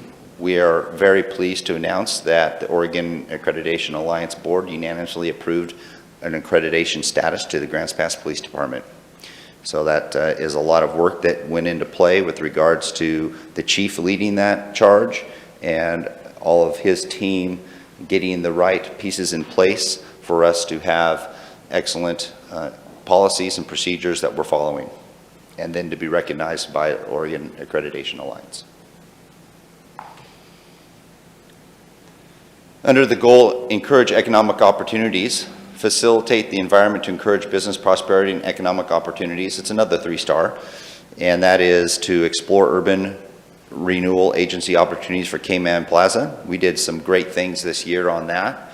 The City Council did develop a task force. The task force worked on taking a look at the Cayman Plaza and the area surrounding that, made some recommendations to City Council this year. Staff is preparing an implementation and resource recommendations based on the task force's recommendations. And as you may have noticed also, there's been some activity going on at the Caveman Plaza. The owner is currently doing some site improvements, and it's created some parking issues, I think, downtown for some businesses. But that, in the end, ultimately will be a great upgrade to the parking area in the downtown.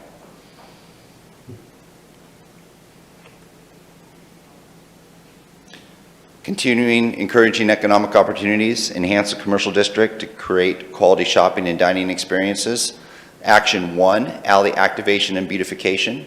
The Beaver Alley called for artists was released in August, and it resulted in only 1 response. So we have republished, and it's going to be open again until December 6th, providing an opportunity for your advisory committee on art to take a look at and review some additional artwork for this activity.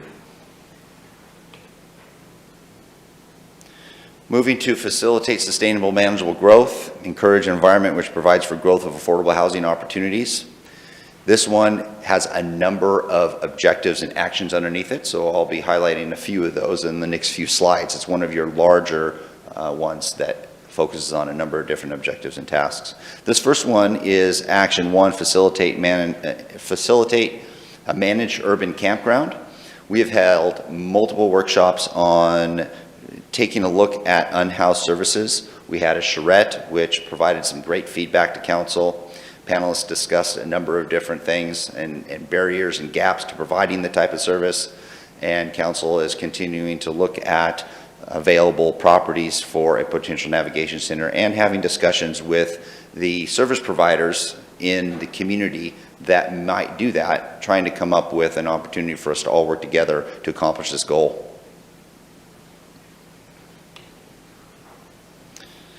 Develop transitional housing project turnkey.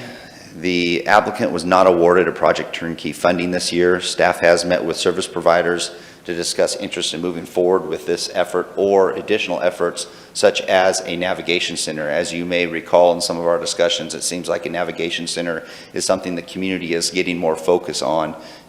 having something established. So this is good news that it seems like there may be some synergy in the future about a focused navigation center for our community. And the city is actively involved in a group with nonprofits that are going to be focusing on this type of discussion. Establish a land bank program. We have held a number of focus groups to review various housing initiatives, one of which was land banking, and feedback from these groups is being utilized to shape the city's housing production strategy. And we continue to work on that. Encourage an environment which provides for the growth of affordable housing opportunities for a variety of grants past needs. Fine-tune our CET to promote available funds for all qualified projects. This construction excise tax, which is the CET, we did adopt. A council memo outlining the CET strategy was distributed and will be distributed in November. And staff will be presenting again in a workshop the CET program parameters and requirements to the Housing Advisory Committee during their November meeting. So they're going to be taking a look at that, maybe making some recommendations to council for you to take a look at in a workshop in early 2023. Action 6, rezone the urban growth boundary areas from rural to urban before the transportation system plan update is complete on Allen Creek Road. We have been trying to front load an easy way to get the Allen Creek Road area developed, and this is a key point that is outside the box of something that cities usually do, but we are looking at trying to take care of our traffic impact analysis for that whole area. That would allow that whole area to be rezoned. It would allow developers to not have to do as much when it comes to the traffic impact as development occurs. So this is an incentive that the city is taking, that city council is taking the lead on to help incentivize development in this area.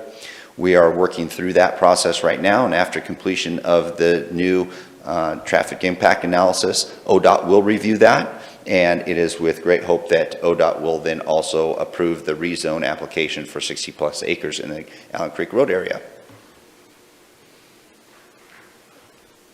Mayor, I think Councilor Riker might have a question on this one. Go ahead, Rick. So Aaron, when it gets to the point where ODOT agrees with the study, and then will there be an official hearings for the rezoning, or will that be automatic? It still has to go through the rezoning process, correct? Or is the paperwork already in place now where it's automatic? No, we would have to resubmit a new rezone application. The other one expired. Okay, all right, thank you. And I do believe also from a standpoint of our transportation system plan, we'd be also doing an update to that.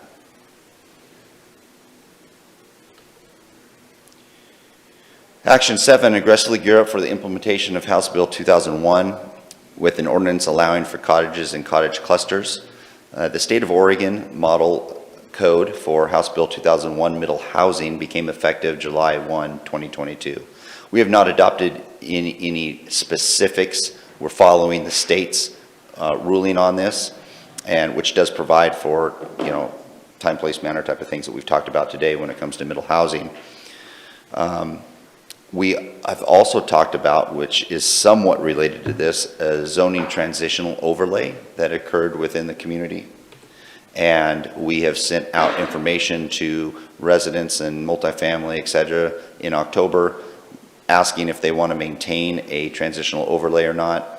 And you'll be ultimately taking additional action in the first quarter of 2023. We're anticipating to adopt the middle housing ordinance that's based on the feedback from that outreach.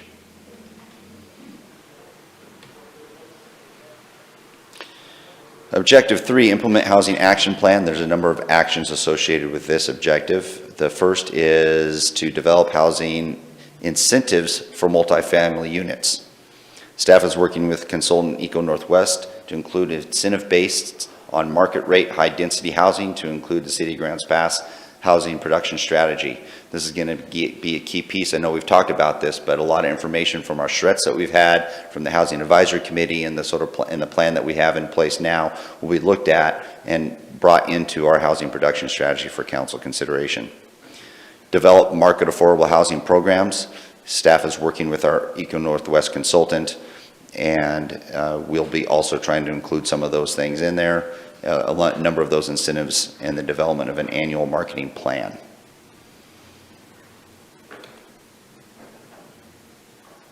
Action 5, support opportunities to obtain and sustain affordable home ownership. This is an item that will come up and has come up in our implementation of our construction excise tax. Construction excise tax funds can be utilized to help homeowners become a homeowner, to help and also help people with either rent or home ownership. So this will be exciting. It'll be something that council has shown an interest in developing further, and council is expected to review that strategy here in the fourth quarter or the first quarter of 2023 to have additional discussions about the CET and revenue uses. Action 10, facilitate development of low-income housing. In November, staff presented to council an application for a 100% SDC waiver for the Cathedral Square affordable housing development, which was approved. It's a 56 unit. This is an excellent example of the city council putting in place incentives for affordable housing and it working. They stated here in a public meeting that this project would not have been able to take place the way it did without your incentive of this. So things are occurring. Council, you've developed policies, you've implemented policies, you've set aside revenues that are having an impact on affordable housing in our community. Another big one that is going to have future dividends for City Council based on your policy direction is you have allocated $3 million of ARPA funds to Jackson County Housing Authority and Josephine County Housing Council for the purpose of locating, purchasing, and developing affordable housing in the city of Grants Pass, and they've talked about 50 to 100 units. So again, that's an excellent thing that we can tout that we have been doing to help with affordable housing in our community. Under Objective 1, plan and develop infrastructure. Under maintain, expand, and operate infrastructure to meet community needs, we have a public facilities management plan. The plan was completed and presented to council, and staff is incorporating recommendations and utilizing the development tools for capital planning. So that was a great project that Jason was up here talking to you about a lot. Objective 2, ensure water infrastructure needs are met. Action 1, build a new water treatment plant. Design costs were presented and approved by council. Council will be presented with the results of the membrane procurement in October 19th is when that was to occur, and to consider the purchase of a selected membrane, which we did and we're moving forward with.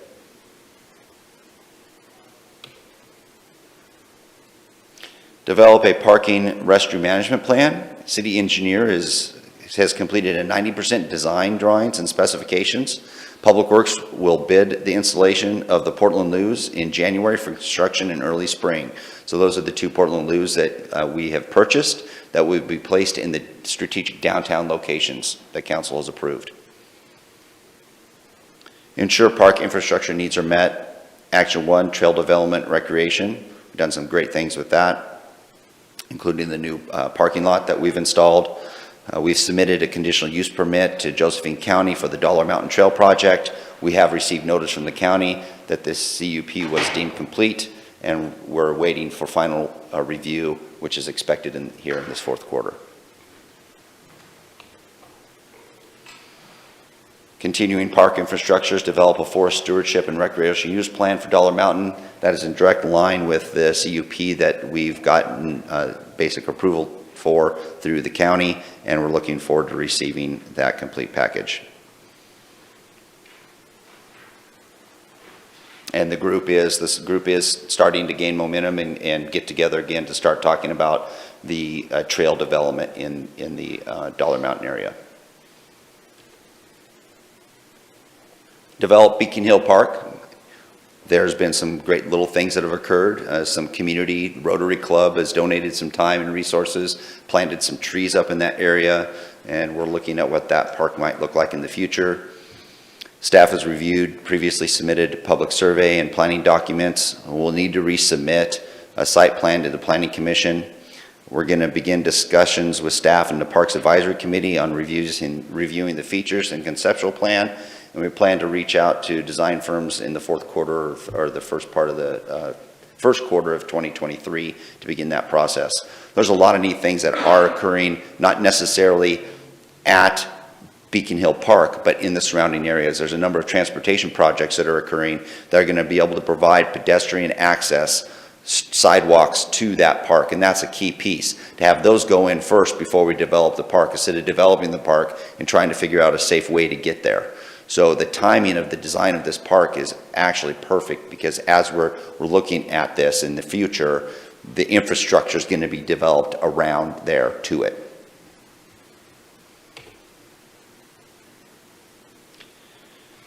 Last item on the 3 stars that I'd like to highlight today is ensure park infrastructure needs are met. Action 4 is to restore or replace Caveman Pool.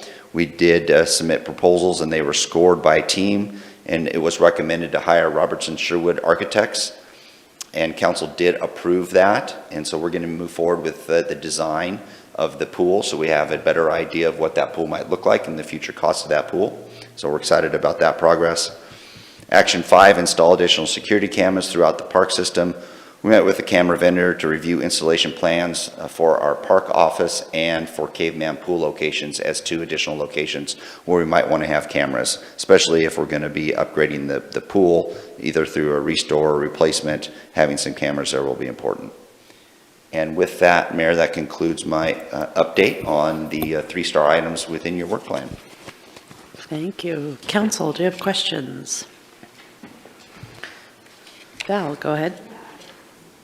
My question goes to Jason, and I think we did get a memo on this, on the loos, when the installation would be complete. So I can't remember right off. I've read many memos since then. So can you give us an update on that? Yeah, as Aaron just reported, we're anticipating construction to begin this spring, so they'll be in before summer. Okay, thank you. And then also part of the Portland Loo thing, just to highlight, is something council's working on, is the Welcome Center on 6 and G. There's going to be 3 additional restrooms that are going to be available to the public once that project is complete also. So there'll be, technically from right now, there's going to be 5 additional public restrooms in that downtown area. Brian? Yeah, thanks, Aaron. Sounds like we're making a lot of progress in a lot of areas. I looked through the 3rd quarter update and I just had a few other questions. One of the items in here is develop an urban interface wildlife resilience plan. And I know that's something that I think we've been talking about for probably a year and a half now. I think that was early 2021 when that first came up. And so I'm just kind of wondering if that's moving forward or if there's been any movement on that whatsoever in the past 18 months. So that was, I don't have the fire chief here today, but that was a project that it's a community, it's not only the city of Grants Pass, but it's a multi-agency project. And I can get a email out to council on the latest with regards to those actions. Okay, great, thank you. And then I have just a handful of things here. One of the items on page 9 that we talked about at strategic planning was increasing communication, cross-communication between committees. And it says here that the mayor, council president, and city manager held a committee chair meeting back in March. It was my recollection that we were kind of hoping that maybe that would be a quarterly thing for the committee chairs to get together to be able to have discussions. And so did that morph and I'm not aware, or is that just not happened quarterly? Or It has happened quarterly. I'm not sure. I didn't find anything on page 9, but yeah, we've met. We have met several times. Yeah. I think it's been 3 at least, maybe plus the dinner, the volunteer appreciation dinner, which was just more fun. But we met pretty recently, a week and a half or 2-3 weeks ago anyway. with the council chairs, and they all seem really happy with having increased communication, so they've appreciated that. They did mention that in the meeting, that they did appreciate the increased communication. Okay, awesome. And I'm referencing the actual work plan, not the presentation. So on page 22, it talks about promoting the ADU program and a case study, which I remember coming out of strategic planning. And the progress that's shown in the plan talks about, you know, we have the pre-approved plans for the ADUs, which is great, and that's completed. I don't know that we have the case study part yet. I know on our website we have something that we're calling success stories, which is more of a narrative than a case study. When I think of a case study, I think more of like, it's like a blueprint or like a roadmap, or like it shows somebody, you know, an example of how the numbers would work, so it makes it easier for them to duplicate or to follow that path. So we might need to talk about that a little bit more, the case study aspect of the ADU. But I know we've made a ton of progress on that area, so I just wanted to follow up on that last little piece of that. I have a few more, but I'll stop for now. Anybody else wanted to jump in? Rob? Yeah, I would agree, Brian, that an easy to follow roadmap for the average homeowner that may want to do an ADU would be a really good move, because I've done that process twice, and it's not, I mean, it's not difficult, but it's definitely not easy. It's definitely not easy for someone who has no experience in that realm. So to have a roadmap for the average homeowner would definitely be a good move, and it wouldn't be too much of an investment on our part to create that.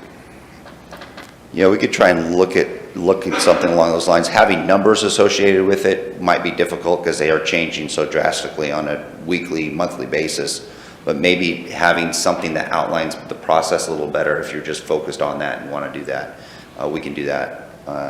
And Brad and I will work on having something like that in place. What we're finding also, though, is some of the ADUs, the people that are coming and wanting to talk to the city, is we're talking about sort of infill projects of people's homes, and some of them are easy, where it's like, hey, I've got a 12,000 square foot lot. I want to put in an 850 square foot ADU. I've got easy access, piece of cake. That's no problem. Some of them are becoming more complex because they've been hard to develop anyhow in the first place. So there's a lot of interesting nuances with some of the properties when we're talking about infill that we're not going to be able to address all of those potential issues, because we're finding that as infill properties are getting developed, there's a reason why some of those infill properties weren't developed in the past, because they had so many complications, whether it be easement access issues or slope issues or those kind of things. But putting something together to provide for an easier approach, or at least paint a better picture of what process you might have to go through, we'll try to put that on the web. In responding to that, I mean, at one point in time, we talked about the financing part of it, that was kind of sometimes an issue with, and I don't know, I think it was discussed at our housing when the bank woman was talking about it not being as easy as, that sometimes it was the financing part of it that was a difficult. And so I don't know if you've found that to be an issue, or if that's something that we could put on the website too, just some directions as where, who to go, who might finance. Sure.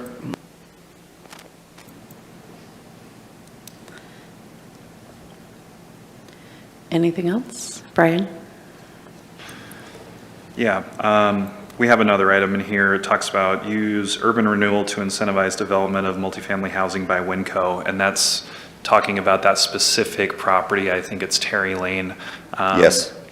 And it says that we have approached the property owner and they've indicated they're not interested in developing the property at this time, and that staff will perform annual check-ins, which sounds good. I'm just wondering, did we ever approach them with any sort of offer of incentives or anything, or was it just kind of a general, are you interested, or did we really kind of go after it and say we have this, that, and the other that would help you develop that, or was it more of just kind of a general approach? I think Brad's got the mic. I'll let him take the lead on this one. Sure. Yeah, I did speak with him, and I know that Laura, prior to her leaving as director, also spoke with him. I'm not sure what Laura's conversations were. Mine were certainly informing them that the urban renewal program did provide engineering. We talked about that a little bit in terms of the sewer line going, to the property. Opportunities on the construction side.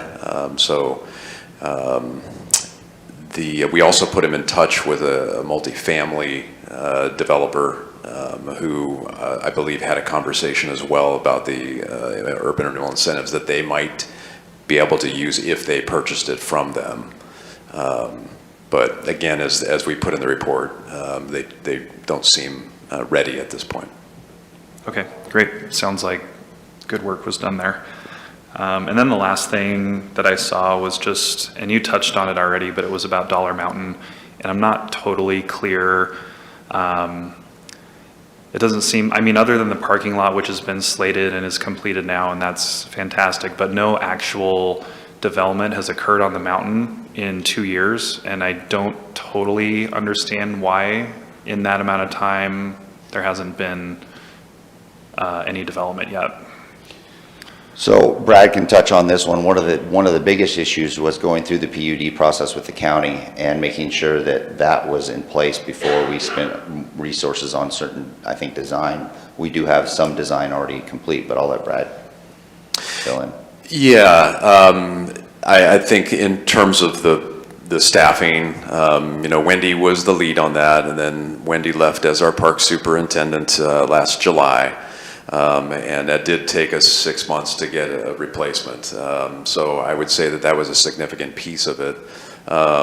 We have had the flagging work done, but you're right, in terms of on the ground, we can't put a shovel in the ground up there until we actually have the permit in hand.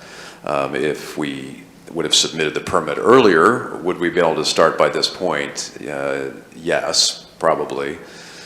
We do still need to get the actual engineering work done, because while we might have the flagging and the alignment for where those trails could go, you still need an engineer to go out and say, okay, well, there's a rock cropping here, or, there's a significant stand of oaks here, or, so there's going to have to be some adjustments, and then the slopes are all going to be factored in. And so we do have the RFP pretty much ready to go in terms of getting that engineering.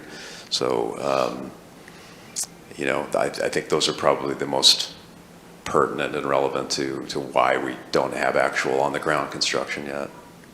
Okay, great. Thank you.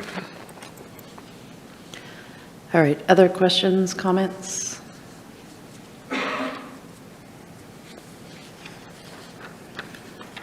All right. Don't really have anything that needs to be decided on this. It's just an update. So if we don't have other discussion, thanks for giving the update and all the work, Aaron. No, thank you, Mayor. Thank you, Council, for making clear policy direction and providing an opportunity for us to follow through on some of those items. We've made some, I think, tremendous strides when it comes to some of your high priorities, including housing issues and infrastructure. So thank you.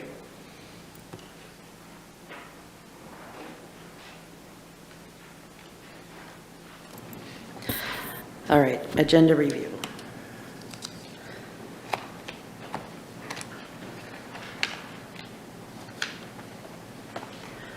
Julie, just to let you know, I just stole DJ's future agenda. I didn't have one, so make sure that we get a new one in his pile there. All right, we have a meeting coming up Wednesday night. So our council action items are a resolution to amend the CEDC bylaws, a resolution for an option agreement and memorandum of understanding on Meadowwood Reservoir, a resolution on a CAC grant. Somebody want to remind me what CAC stands for? It's the Children's Advocacy Center here, right. Just kitty corner to us. Right, okay. Then we have our council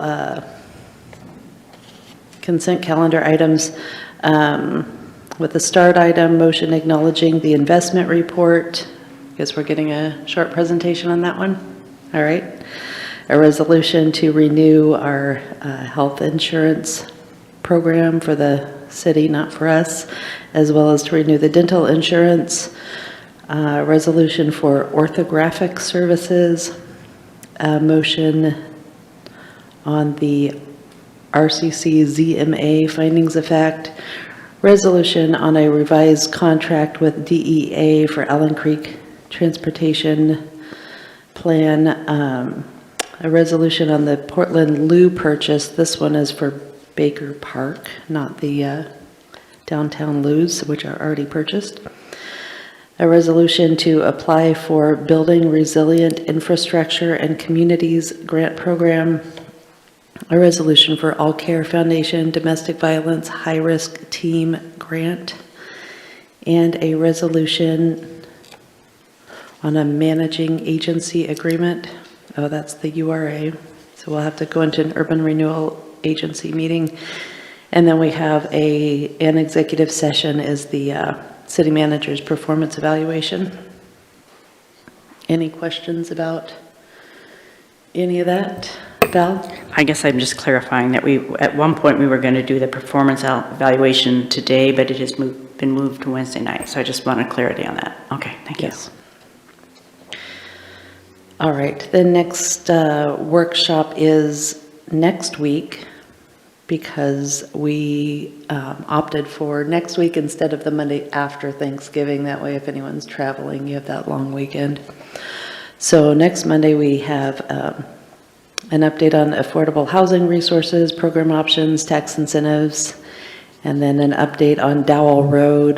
We never really made a decision on the expansion ODOT was wanting to do out there. Questions? Go ahead, Val. Yeah, I guess this is for probably Jason, but on the Dowell Road, does that have to do with the amendment? Because I know in speaking with Mike Baker at ODOT, he did say something that we needed to get on that amendment and that DLCD would allow us as long as we went before the end of the year. Is that kind of the same thing? It is. Wade will have a full update. Basically, the council had asked for some additional information, so we've been getting some additional counts and some impacts, and we'll be giving you a full update on that on the 21st. Thank you. Okay, and then December 5th is largely interviewing a bunch of commission and committee candidates, and then we'll cover the skate park RFP and make sure that that's where council wants it before that gets issued. Are there any topics going forward that we need to get on the agenda? Brian? So I know we've had discussions recently that are ongoing about some sort of facility for homeless, and I don't want that to get stale, and I don't want that to be on the back burner. And we only have 2 more workshops this year until January. So I would really prefer to not have that sit until January at this point. So if we can continue working on that either on the 21st or on the 5th or on both of those meetings, I think that would be good. Okay. Anything else? Joel? Well, I just wonder, we need to follow our procedure, and there's several things we've had from past workshops that we wanted on the agenda, and 3 councilors wanted it, and we just need to make sure our process is intact, and that's what we're doing as we move forward. So for example, like Brian, and Brian, I'm sorry, I didn't catch what the subject was. The homeless shelter. The homeless shelter, okay, so we need 2 other counselors, and I'm sure we got it, but let's follow our procedure and go from there. And then the same thing with our other things. I think we need to make sure that we stick to our rules, and it's not just 1 or 2 people. It's not a rule that we have to have 3 people agree on something. That's just a way to get something on the agenda. Correct. Right. Okay, I think everybody would probably agree we need to follow up with the homeless shelter. Well, I would just like to say, I think how we're going to follow up with it is an important piece of that too, because we also talked about bringing in some of the nonprofits and bringing in the people. So I think at this point, it was my understanding that was the next step, is to kind of come together and have something, a forum or something, and bring in some of the nonprofits, because, you know, just sitting up here on the dais talking about it without them, to me, would just be another spin around. So I guess that's what I'm wondering if that's my take on what our last request was. Go ahead, Aaron.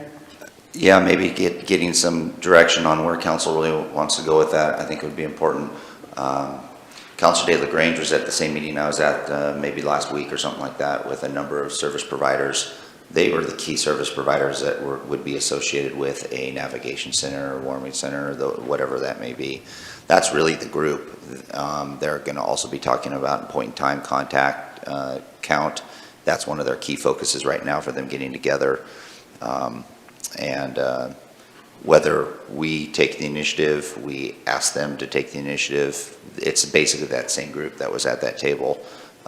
There may be a couple of other key people, but however council would like to proceed with that, if they'd like me to schedule another charrette, sort of like what we've had in the past for housing or for the unhoused, we can do that, and I'd be more than happy to get that facilitated for you. Or if you'd like to have another workshop to have a discussion, but that clarity would be great. I was just going to add, I think the question that we had talked about last time was, what exactly are the community's expectations of a navigation center? I think that's kind of what we were talking about, is, you know, we're talking about a navigation center, but what exactly is the vision from these different service providers of what a navigation center would be in order for us to understand where to go next? Brian.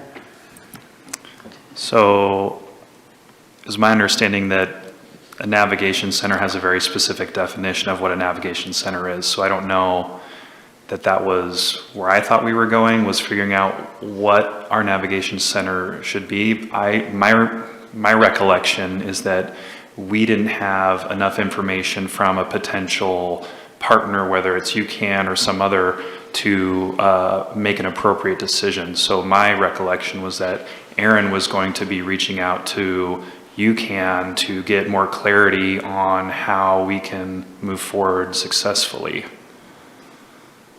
But that's maybe just how I'm recalling it. I don't know. No, Councilor, you're correct. That was one of the tasks I'm going to be doing, is reaching out to him to do that. But then we started, but I want clarity. But that is a minimum, one of the things I'll be doing. Okay, I just want to see it on our agenda so we have a timeline. Mm-hmm. Okay, I will touch base with Aaron because I know we have a couple of other things that we're talking about regarding homeless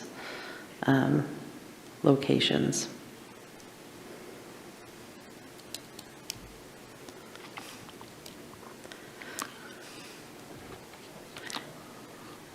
Anybody else, Brian? I did have one other thing. I see on the 7th, there's on the consent calendar, there's a resolution regarding the city yard facility plan. And I don't remember, have we been sent that plan yet, or do we not quite have that yet at council? This is to hire the consultant that will come in and evaluate the space needs and evaluate potential options. Okay, thank you.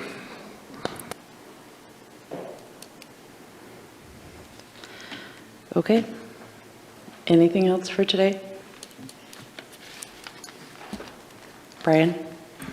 Well, sure. I know we've had a conversation about the overgrowth at Reinhardt Park, and I know that we've received a memo following up on that discussion. And I know that I haven't necessarily talked to any counselors about this ahead of time, but I would appreciate having another discussion about that, because we have some severe overgrowth at our crown jewel of a park at Reinhardt. It also coincidentally happens to be the only park that is not under the injunction, which makes it more attractive for people to go to. So I think it's worth having a discussion about invasive blackberry abatement at that park now, so we can do something sooner if we decide to, before they start growing again next year. So we discussed this at the agenda setting meeting last week, and I haven't had a chance to talk to you about it, but we were wondering if that's something that needs to go straight to council or whether that's something that the Parks Advisory Committee should work on for, to see whether that's something that they would prioritize. Either way is fine. I mean, going through the committee is going to be, take more time. And it's pretty clear to me that action needs to be taken, so if other counselors want it to go to committee, that's fine. Well, I guess my understanding was not just that it was about clearing overgrowth, but that your idea was actually to make the river accessible at Reinhardt Park in the same way that it is at Riverside Park. That is one of the options, yes. Okay. Well, in that case, council, do you want to have a workshop on pursuing that, or do you want to have the Parks Advisory Committee talk about it? I think I either have it go through the Parks Advisory or come up at strategic planning, personally. I mean, that's in a month from now, too, that's something else, especially if it's going to be a bigger project than taking it to Blackberries. I think that might be a strategic planning discussion piece. Okay. Other thoughts? Joel? Worthwhile effort, and strategic planning would be a good way to go, and then we can prioritize it and go from there. Worthwhile project. Okay. Are you our Parks liaison? I am not, I believe it's Kurt. Okay. Well, if you, either one of you want to contact them and see if they want to include it in their strategic planning too, that might be good, but then you can also suggest it as strategic planning. Aaron? Before we jump off the strategic plan discussion, just wanted to mention in your information you have in front of you, you do have your call to action for the 2023-24 strategic plan. That's your worksheet for getting your ideas and concepts organized for the work session in January. So there it is. Take a look at it. If you have any questions, feel free to give me a call, and we can take care of that if you want it electronically or whatever. All right. Anything else today? All right. Motion. Who hasn't made a motion in a while? Kurt. Make a motion to adjourn. Rick with the second. All in favor of adjourning today? Aye. Any opposed? All right. We are adjourned. See you Wednesday evening.